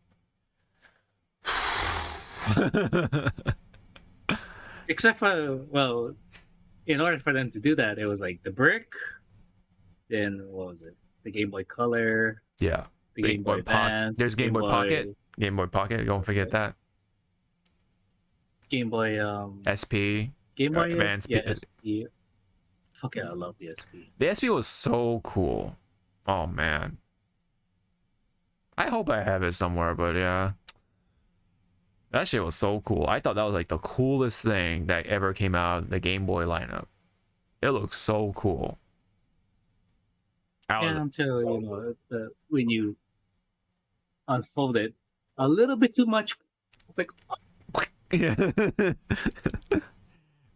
And like it was so cool because of the backlight, right? It was backlit, so you can like see where you're playing. It was just, oh my god. The Game Boy Advance, no more Game Boy Advance with the stupid little light or lamp. Yeah, the little lamp thing at the come on. You know you love those nights. Mm-hmm. You're driving, you're with your parents, you're driving home from a party or fucking like a long trip or something. Yeah, long trip, and here comes the light. Here comes the light. Mm-hmm. It's like, come on, drive fast. Come on, drive faster. You can get the light. I think I remember also like getting those like big battery packs or something for the Game Boy Advance. You know what I mean? Yeah, dude. Man. Those Game Boy accessories, man. Those Game Boy accessories were like they were selling those Game Boy accessories. Like they knew. Nintendo knew. It was like, yeah. I remember too, like remember the big like magnifying thing too? Yeah. I was like looking at behind me, it's like, oh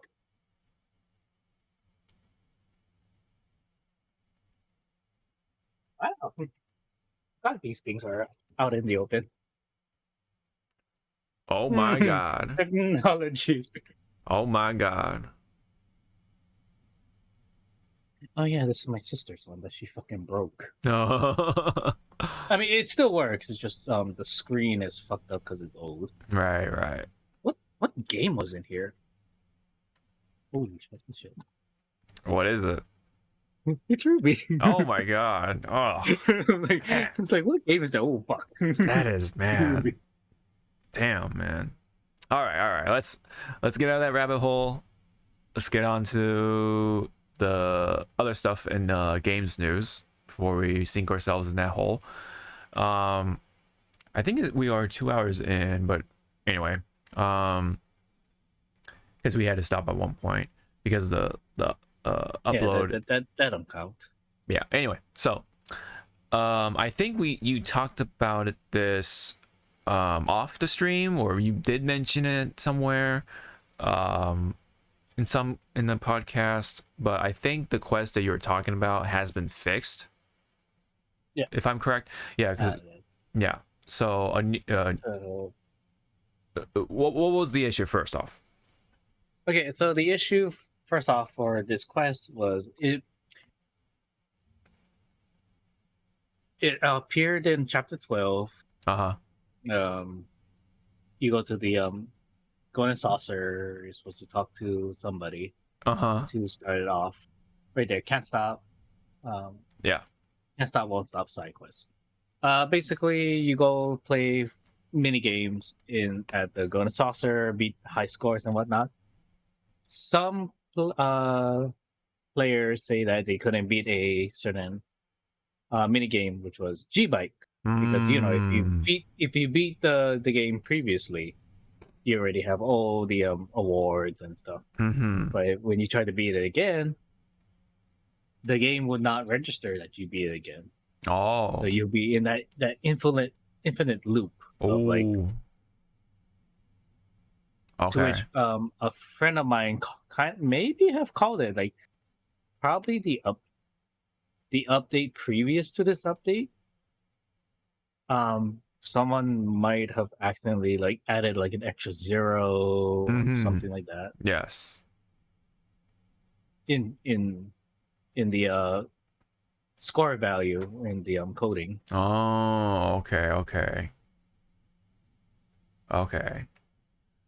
Yeah, I mean, things like that happen, man. Just that one extra 0 like fucks things up. Like what was that? The Dead Space spiritual successor game. I forget what it was called.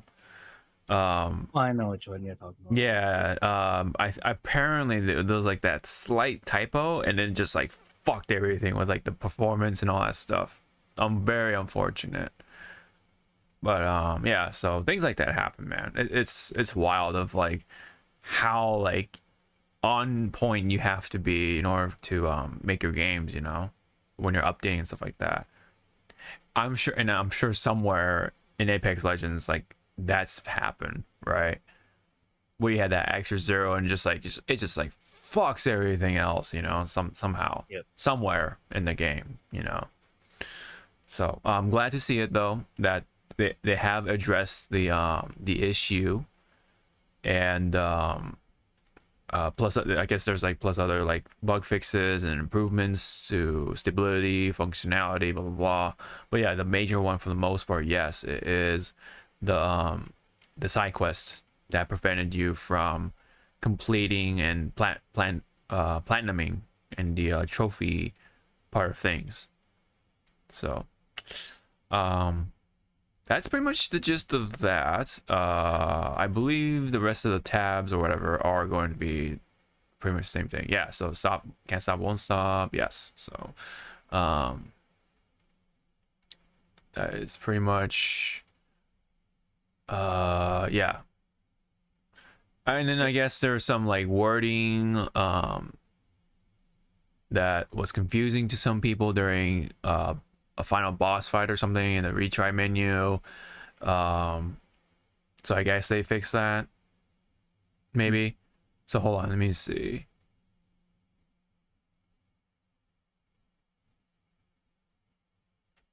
So there was retry before the current battle, retry from this battle, and then retry before battle. And then players who clicked retry this battle, assuming it would spit them out moments before their untimely deaths, were instead sent to the start of the final boss run. Oof. effectively negating upwards an hour of hard work players put in to get to where this caused players to storm online forum, blah blah blah. Yeah.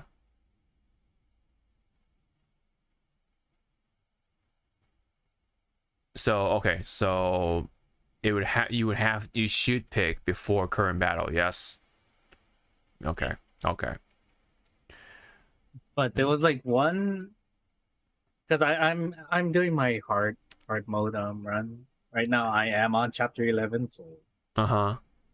I forgot which fight that frustrated the fuck out of me. Uh-huh. But you know, like when you're frustrated because RNG or Yeah. stuff is not going well. Yeah. I hit. I think I hit like the retry from something, Uh-huh. and it brought me back to the first, like the beginning of the chapter, and I was like, I am start done.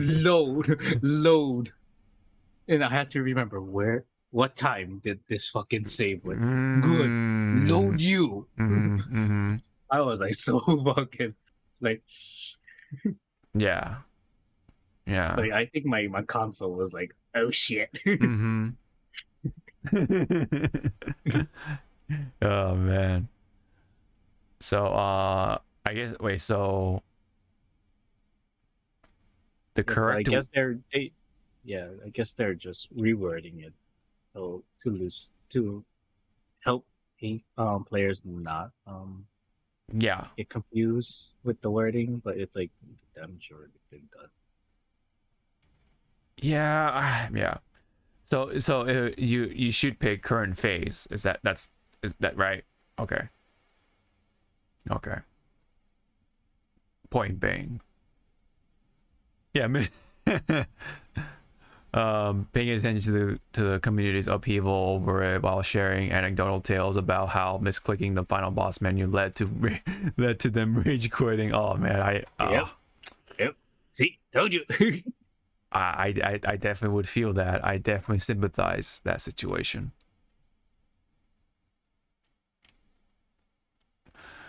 Yeah. So I think that's the gist of that. Relating to Final Fantasy, Stellar Blade fans asked to go easy on its demo, which was almost twice as popular as FF17 or FF7's birth or rebirth. The FF17, oh my god, I'm getting way ahead of myself. So interesting. Yeah, I know, right? Damn, right. So yeah, Shift Up, which is the developers for Stellar Blade, has asked players to go easy on the demo, which is proving to be a hit with players. Their quote is, "We are so grateful for your love for our game. To enjoy the main game properly, though, please go easy on the demo." 50 plus hours of demo gameplay. We're scared. Yeah. I guess from the average player. So I guess basically it's like, all right, yo, chill, man. Like the main game's coming. Stop going up. Yeah.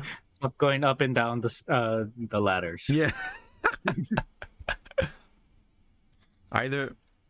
It's like either they're really liking the boss fights or either really just want to stare at the booty, right? For that many hours. That's it is kind of speaking volumes, I guess, because it is beating numbers for the Final Fantasy, right? The demo side of things, right? Obviously.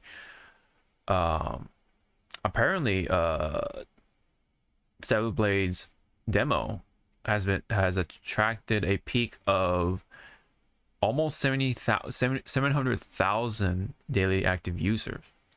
In comparison to the demo for PS5 exclusive Final Fantasy VII Rebirth, with a peak of 380,000 daily active users. Now, of course, when the game came out, they attracted about 2.2 million daily active players when it released. Yeah. So yeah, I mean, who knows how much attraction the main game will get, but I imagine it will be quite big. Maybe not as big. Maybe I'll say like 1 million at least. 1 million active players. It's gonna be let's say a healthy size. Yeah, nice healthy size for sure. Because not only like there's been quite the marketing on the game, right? Like I think also like people just, I've said it again, right? I've said it again previously. People just want ass and titties. It's just what it is, man. I mean, you like the ass and titties. I like ass and body. Yeah. But yeah, but you still like ass. That's the thing. They cover all the grounds, man. They got all grounds covered. You sure they covered it? They covered the grounds. That game, they didn't. There's no cover. They knew their audience. I know. Exactly. No, they know their audience. They know what's going on, right? Yeah, it's called again like sex sells. Mm-hmm. Yeah. Fan service, it helps. It definitely helps, man. You can't deny it. Those naysayers know it too. They wouldn't be naysayers otherwise, right? As much as they want to hate on the whole, like, oh, these women are, have their cleavages out and their butt like accentuated, and you can see their butt on the screen, like, I don't know, like 80% of the time when you're playing this character and such. Like, well, that's because it sells, right? So of course these companies are gonna have the ass in our face. That's at the end of the day. That's how it's gonna do, or that's how it works, man. I'm sorry you don't like that, but it works. Booty butt cheeks. Yep. Booty butt cheeks, man. People like booty. People like titties.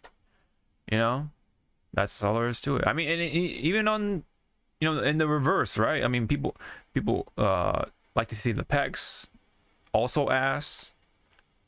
Now I don't know about the crotch area, you know what I mean? But I don't know. I don't know, Koi Tecmo, or I still waiting for the Dead or Alive Extreme Beach Volleyball Male Edition. Male edition, yeah. Holy shit! Do you know how many fucking copies might be sold? It might not be a lot. It's not gonna be a lot. But I'm sure they're gonna be those curious guys. They're gonna be like, "What is this game? Holy shit!" They jiggle.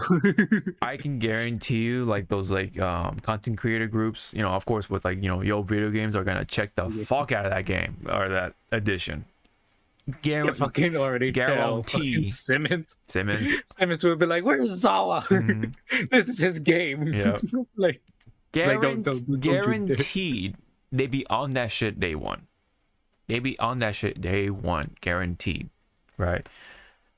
You'll have that small pocket, but hey, I mean, if you want to, if they want to pull that off, they're gonna please that the audience, right? It's only gonna up them. It's not gonna take away anything. I don't think, anyway. I mean, I'll laugh my ass off if they did make that game. Mm-hmm. Who in our other chat with Esfaka and them would be like the one, "Hey guys, you wanna watch me play this game?"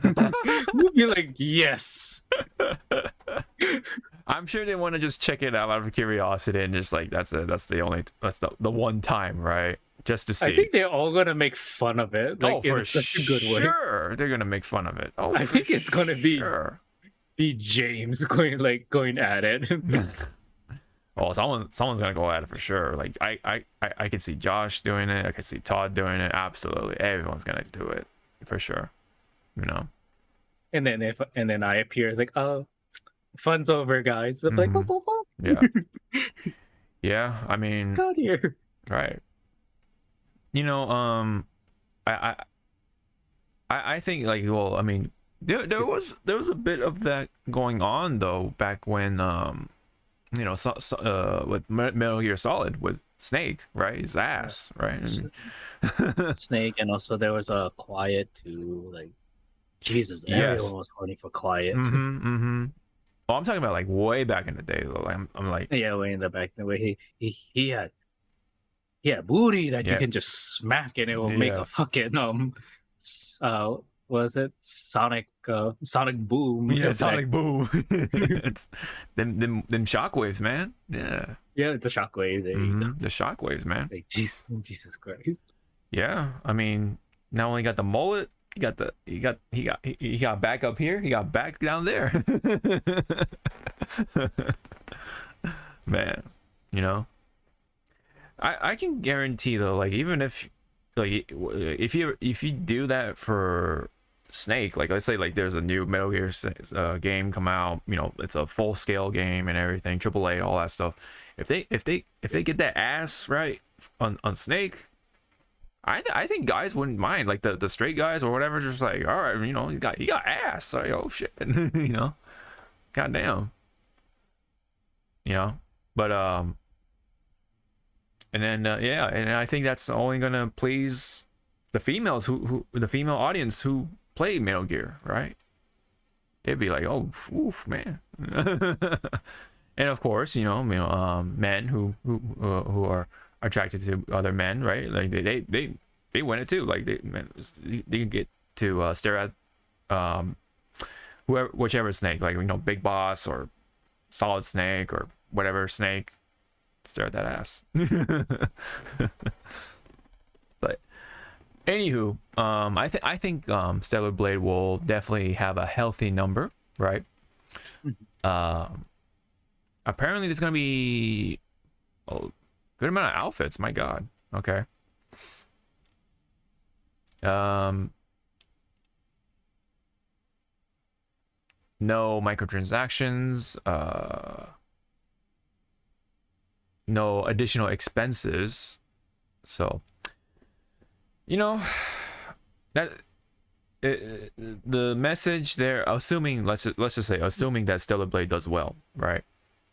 The message here is that he's gotta make a good game, man. That yeah, he's gotta make a game that pleases people, you know, and people will buy it. If it's a more than decent game, but then you add the titties and ass, it's gonna go up. People will buy it. So stop throwing in, you know, the lesson here is stop throwing in all the currencies and the stupid guns and all those weird rarity stuff. Just add some titties and ass. That's all. That's really, yeah. You know, what if that became like the new thing, right? Like instead of microtransactions, they're gonna have just like ass and titties. You know, just ass. all these video game characters gotta have an ass. You know, even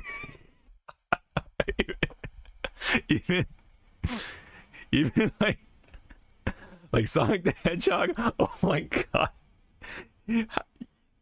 that the internet's gonna go wild if that is going to happen, right? Mario, you know, if Mario had an ass. Man, I don't know where this is going, but this is pretty funny. It would be pretty funny. I don't know, you're the one driving this. I know I am.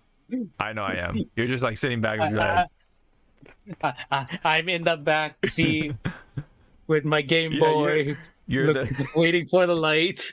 You're the kid in the back with the Game Boy, waiting for the light to pass by, hoping to shine your Game Boy Advance for that moment so you can make that one move.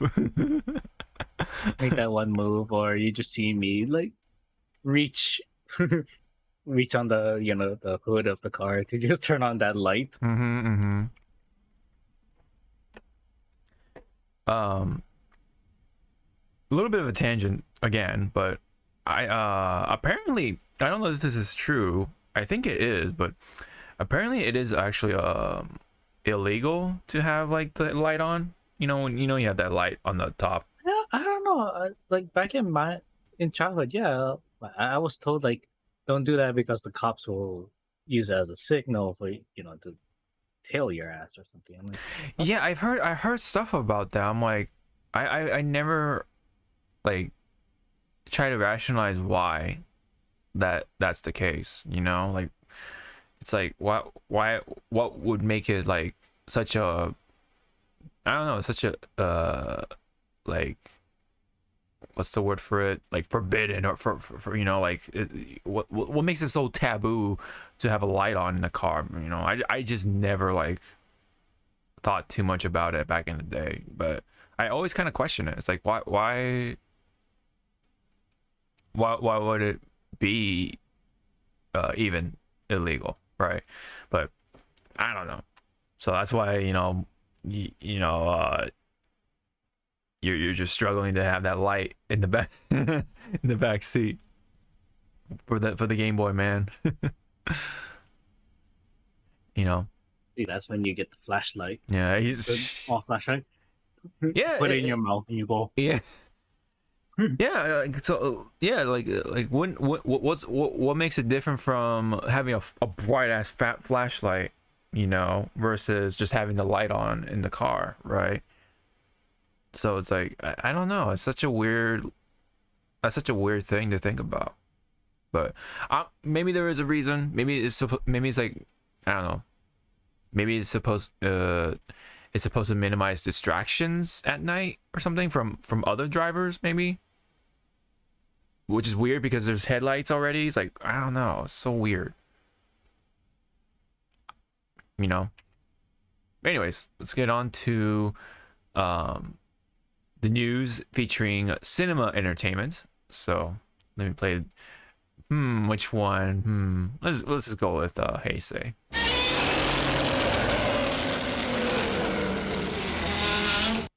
So it's kind of like the thing, with what's that film company? Oh, I think it's like MGM or something, with the lion. There's the lion roaring before every fucking 007 movie. Yep. Yeah. Anyway, that's our lion, right? That's Godzilla, of course. Anywho, quick things, hopefully. So, Invincible news. They just confirmed that they are returning for season 3, of course, just to make sure. And I think we all figured so, but yeah. But I like this. Really? Yeah, really, right? From Invincible's Twitter post or whatever, it says no new episode this week. So, how about and everything we need? And everything we know about season 3 so far post. And then, yeah, obviously it says it will return, right? It should be sooner than season 2, I guess. Voice acting is already complete, so that's cool. That's actually fascinating that they went ahead and said that. We are deep in season 3, says co-showrunner Simon Rasiopa. I think that's how you say that person's name. Battle Beast and Titan are returning. All right, that's okay. All right. And then the tiny little last text that says Invincible will also be in it. By the way. Oh, by the way, Invincible's in it. Really, yeah. And what if like that really more tiny text that says, but Cecil will not be in it or something like, I'll be like, what? Because I I like Cecil too much. I think he's really cool. Yeah, Cecil's pretty cool, but you gotta admit, sometimes his people skills are fucking poor. Oh yes, for sure. Oh yeah, that's why Debbie's like, I hate you, man. And Cecil's like, yeah, me too. But again, on that episode where Cecil Sorrow fucked up, it was like, Yeah. who's gonna tell? Who's gonna tell the husband? Right. I like someone asking, will Alan be in it? Alan. Yeah, with Alan, and then the Invincible Twitter account is just like, you know, with the Jim from The Office. Understandable. Have a great day. I want to say Alan. He was fun to watch this season. Yeah, no, I think so too. I think so too. Ow! Usually when you punch me, it hurts. But it doesn't. Yeah. Yeah. I like say like his reactions to like the superhero stuff, like, you know, when you get punched by another super powerful person. Yeah, It's like another Viltrumite. Yeah. He was like he was all prepared. Like, oh, this is gonna fucking hurt. oh, I can withstand it. He's like, that's it. Yeah, that's it. Yeah.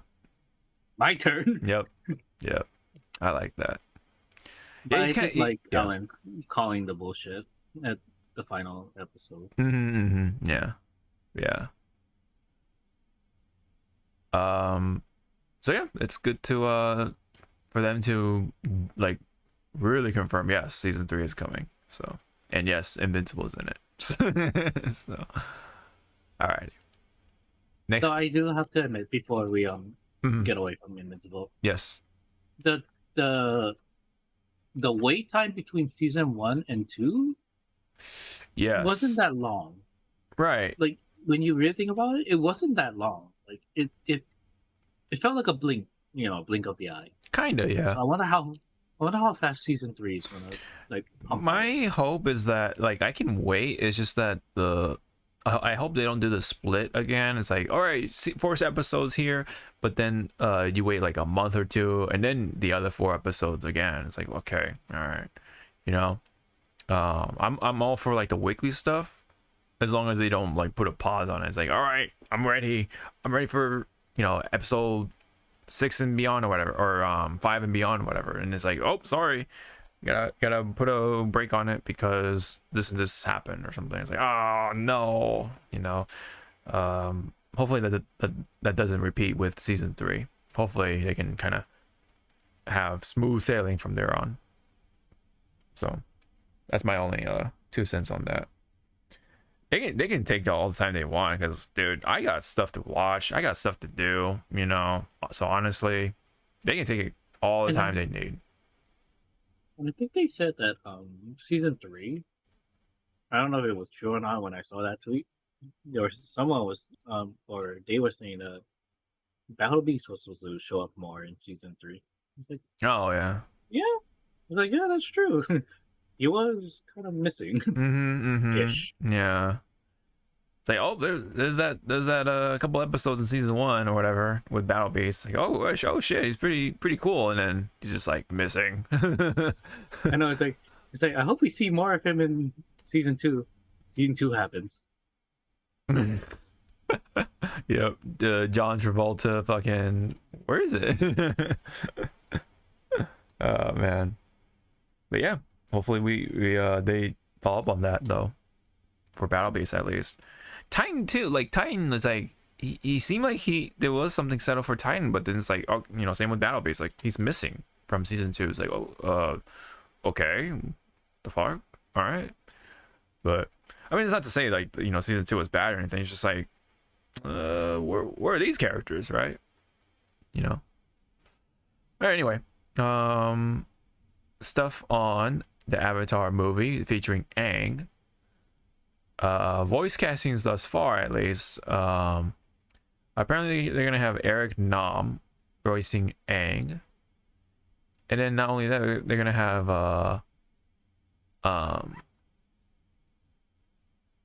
Batista. Yeah, Batista voicing a villain of sorts. I don't know if he's the main villain for this one or playing the main villain for this movie, but he's playing a villain, so he'll be appearing voice wise. And yeah, so that's pretty much on it on that. I don't think we do have any more like obvious castings. I know they said Dante Bosco is reprising his role as Zuko. Oh, is he? Okay. Yeah, I don't know about no, I think they also said I forget her name. Oh, Katara. No, not Katara. Toph. Toph's voice actress is returning. Okay, cool. But I don't know about Katara or Sokka's Voice actor returning. yeah. Okay. Well, it seems because these are like the adults, yeah, right? Yeah. I wonder if we're gonna see adult Suki. Yeah. You know, we talked about it before. It's like, yeah, what happened to her, you know? Like we didn't even get to like hear anything off screen or anything like that. We weren't even told what happened to Suki. It's just like completely just nothing. He went back to Kyoshi Island. Yeah. The end. Yeah. Kyoshi Island, nothing else. That's it, right? So Because she still met at Sokka kissing the moon. the moon like princess or whatever. Yeah. Yue, I think Yue was it Yue, yes. All right, be honest with me. Which ship do you buy more, right? With Sokka Suki or Sokka Yue? I think it's more on Suki because Suki was the one that actually like kicked his ass to go like, can you stop with your fucking small-minded shit. Right, yeah, I remember she that. humbled him. Right. She humbled his fucking ass. So no, wait, I take it back. His best shipping for Sokka was Boomerang. no. That boy, you could not leave any place without his fucking boomerang. Yeah, for sure. You know, hey, he may have lost the space sword, but at least he has boomerang. Yeah, yeah, that's true. My space sword. Yeah, it is a shame though he lost his space sword. It sucks. Because if you look at the what do you call it, the photo with the adult, when they're like younger adults or whatever. Yeah, I don't remember if he ever recovered the space sword or not, or he just had a random sword or whatever. I don't ever remember that, so I have no idea. I kind of wanted, like in my headcanon, like while he had space sword, every now and then Toph would try and metal bend it, like just if she could, like like to fuck with him. To fuck with him. Just bend it into a U. To fuck with him, yeah. Yeah. Okay, so what shipping do you like more? Yeah, it would be Sokka and Suki. Okay, yeah. I don't know if there was ever a discrepancy between that, like, or any like rift between those two ships or whatever. Like, oh, I'm all for Yue Sokka, or I'm all for Suki and Sokka, or whatever. I don't know. I mean, I don't mind Sokka and Suki. I think they work together. But what was it? Oh yeah, Aang was like, I felt kind of forced to me. I think when it comes to Aang and Katara, like I get it that they're supposed to be together, but I felt more with Katara and Zuko personally. Nah, it's Zuko and Honor. He's just got by a person named Honor. No, the what was it? Oh yeah, leaf juice. Oh man. Those are the times when Zuko still had the that ponytail or whatever. He was bald, and he was always chasing for that honor, man, to get his honor back. I kind of wish that also with Uncle Iroh he got with Jade. Uh-huh. That was the name. Mm-hmm. Right. Jade, no, Uncle, I didn't see you get hit by the by the tongue.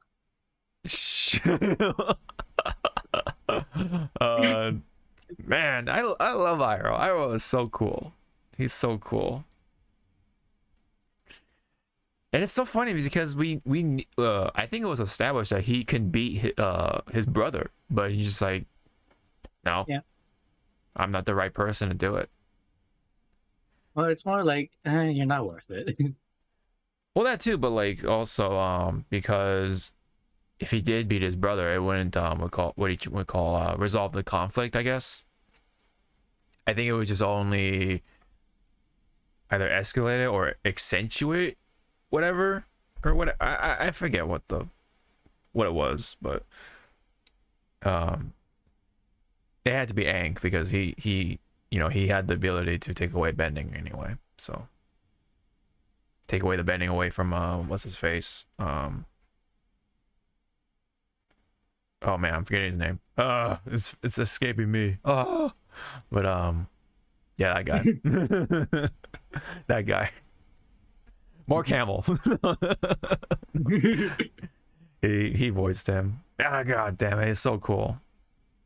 I love that Hamill voiced him for sure. Sozai, there you go. I think it was, yeah. Because there's Sozin's comment, and yeah, Sozai, I think, yeah. So I still think they they should do like a one-shot movie for Avatar Kyoshi to just see why she, a lot of people like her. yeah. All the atrocities and things that she did while she was still alive. Mm-hmm.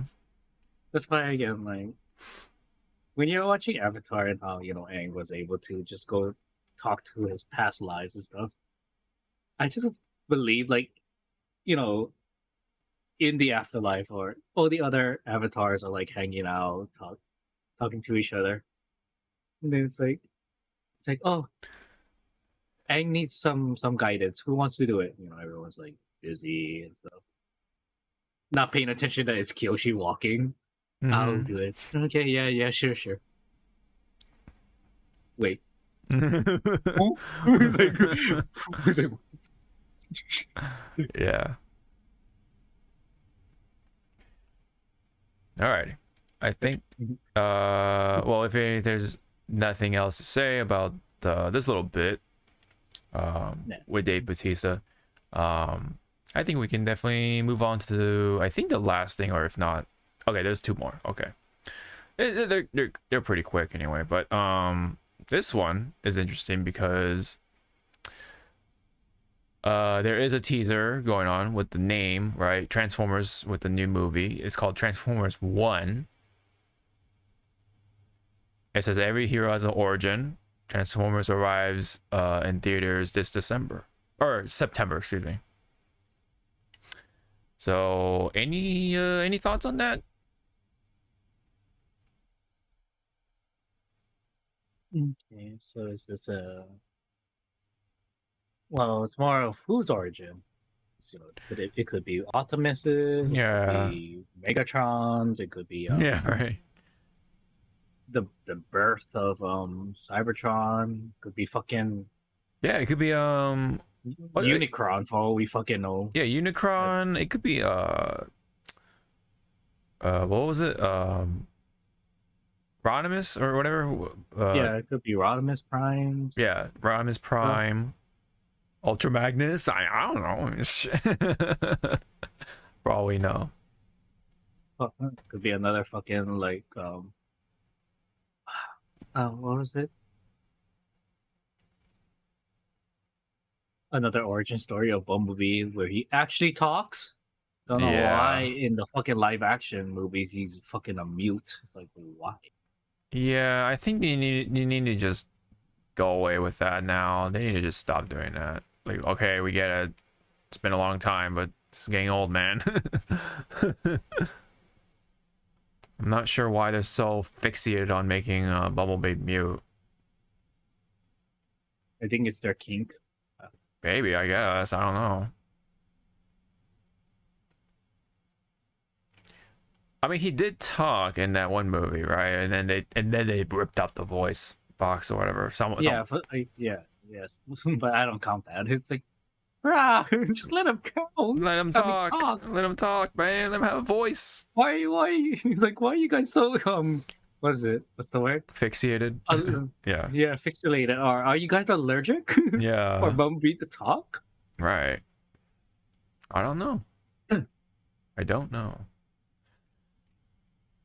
But anyway, yeah, new Transformers movie is coming, so this could potentially be one more movie for me to watch because for this year I can only think of 2 movies, and I already watched one of them, which is Godzilla Kong, right? The other one is Sonic 3. So that's coming in December, so that's like a long ass wait. Next week. What's up? Next week, the Knuckles. Oh yeah, the series. Yes. The series. I definitely would like to watch that somehow. So Knuckles. Knuckles, yeah, and the enchilada. Yep. I'm pretty sure somewhere in that series he's gonna be eating on the enchilada. They gotta be, right? He's gotta be. Anyway, I mean, if they were able to add Sonic eating chili dogs, why not? Yeah. Why not? It's weird though because well, if we go by what's official for Knuckles as a favorite food, it's kind of lame. It says that he likes grapes or something. So I was like, oh, okay, it's just grapes. All right. But if they change it, right? If it's enchiladas, all right, I'll absolutely accept that. I'll absolutely accept that. But I think in Japan it'd be like kind of weird because like Mexican food is not really that popular for whatever reason. I think it's just like, I don't know, it's just that's the way it is or something. Although apparently tacos is making its way around from what I've been hearing. So, and not to mention there is a Taco Bell in Japan, or a couple of Taco Bells in Japan. So maybe, I don't know, maybe that could slowly make its way. And you know what's also weird in Japan? I know this is like a tangent now, but mac and cheese wasn't it took him that long to just like know about mac and cheese or something. It's so weird. Like you would think they would like be all over that because it's cheese and noodles, right? But it's not. It's surprisingly not that popular. I think the only instance I've seen of mac and cheese in Japan is like in a burger. Funny enough, and my friend took a picture of that when he was there in Japan, sort of kind of recently. And of all things, right? It's in a burger. It's not like in its, you know, like in a plate or bowl or whatever. It's in a burger. So very, very weird when it comes to that part of the food culture in Japan. It's like Mexican food's not popular and mac and cheese is not popular either. It's like, what the fuck? You know, that's so strange to me. Cause like KFC is widely popular in Japan because KFC, they like eat that shit like every fucking Christmas or whatever. But what about the mac and cheese, right? Like, doesn't KFC have mac and cheese? Maybe not in Japan. I don't know. What do you make of that, man?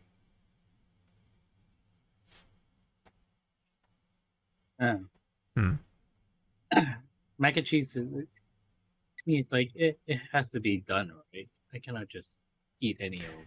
Yeah, you think it's simple, but like yeah, you kind of have to like pay attention to it. You gotta get the noodle right, the elbow pasta or whatever, or whichever you want to pick, or and of course you gotta make the cheese, the cheese sauce right, as simple as that sounds. I mean, the same could be said for like chili, like it's you're basically throwing a bunch of shit into a pot, right? And ground beef and the spices. But making a good like chili better than others that's the hard part, How do you make chili like good or that much gooder? I don't know. Right?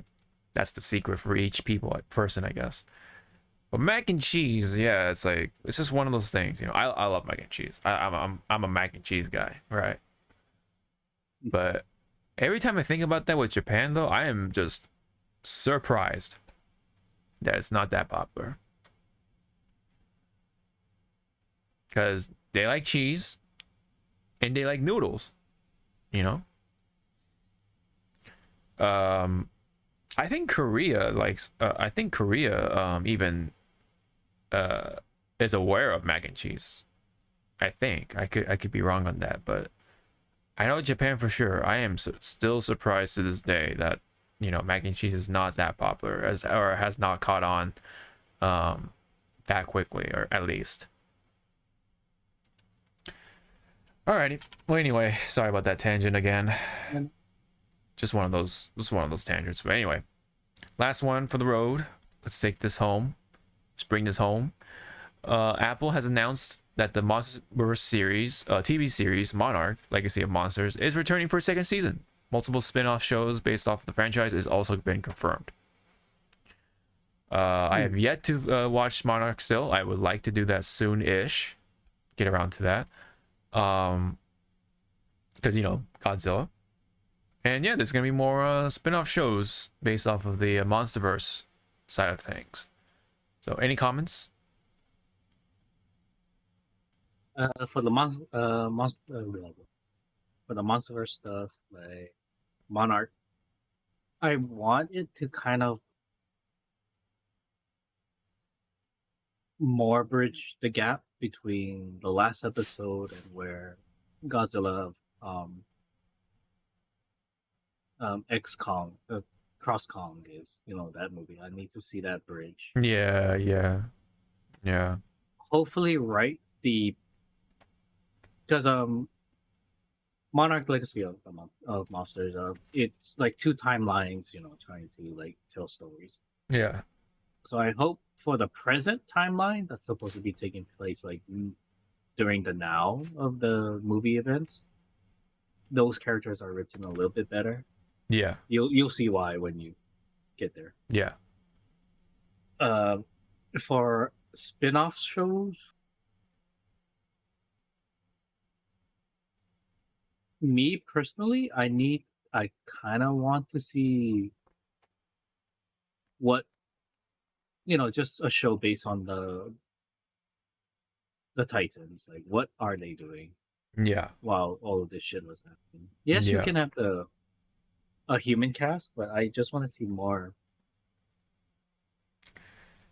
Yeah. More of the monsters. Yeah, I hope the fine print or the catch is that these spin-off shows are like about the humans or whatever. Like, oh, it's about what was it, Trapper?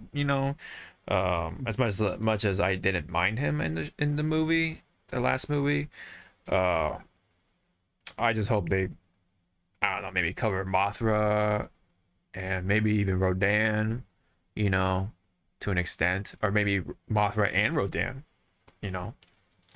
What? They're together? Yeah, right. What if they're like, what if they make it like a buddy cop thing out of Mothra? Yeah, out of Mothra and Rodan. That'd be really funny.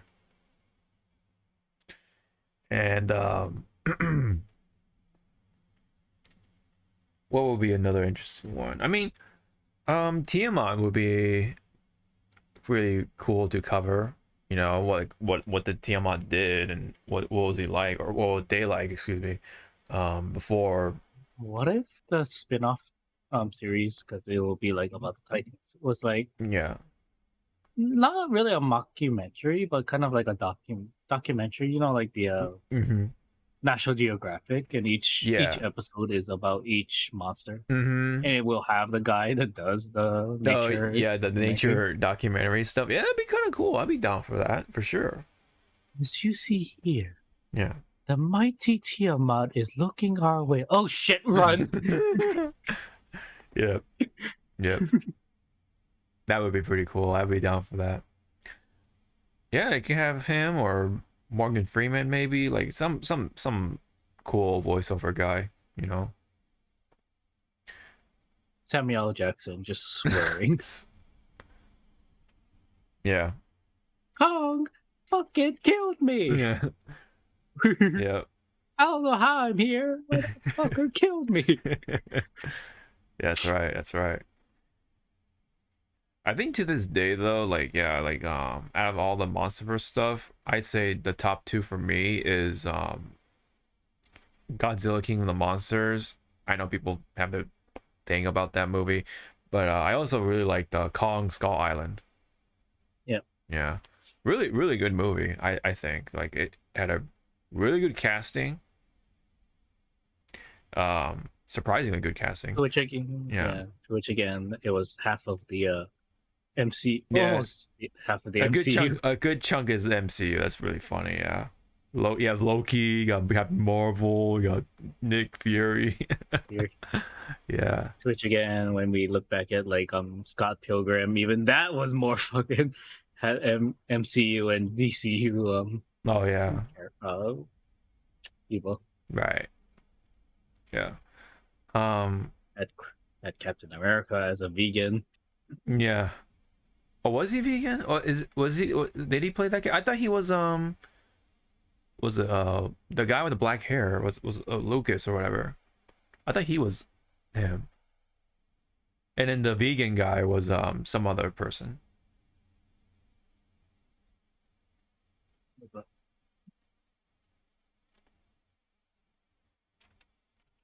Vegan police. Well, anyway, yeah. Yeah.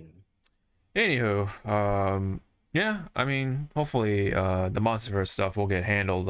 You know, how it, you know, it gets what it deserves, right? I mean, because there is potential. There has been a lot of that.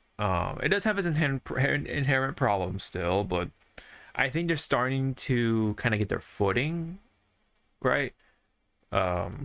With these monsters or whatever, or with the MonsterVerse, I guess in general. So hopefully they can keep at it, and hopefully WB is just like, let's give up, you know. Let's just let Japan make the kaiju films or whatever, you know. Cause I do see the cool things from the MonsterVerse, you know, and I hope it does continue. And eventually, I at least, you know, like have a good send off or something if they plan to end it, you know. Right, and then just let Japan do their own thing, right? But who knows? I think both have their place. Obviously Japan, right? But the MonsterVerse stuff, I like to see it as like an in between, but also they have their own sort of thing going on. And if they want to go show on MonsterVerse Godzilla, then I'm all for it as long as they do it right, you know. Come on, man, Jet Jaguar, Megalon, you know, get Gigan, that stuff. But we'll have to wait and see.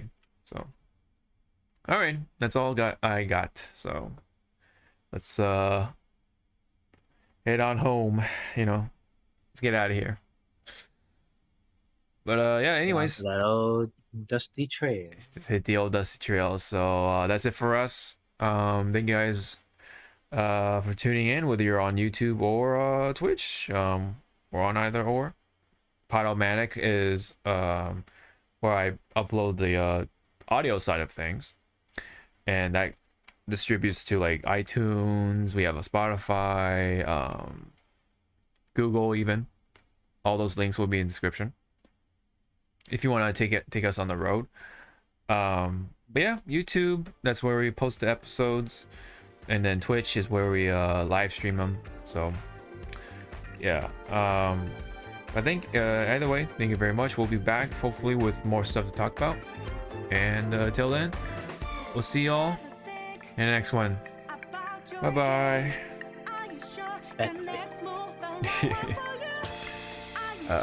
Oh yeah,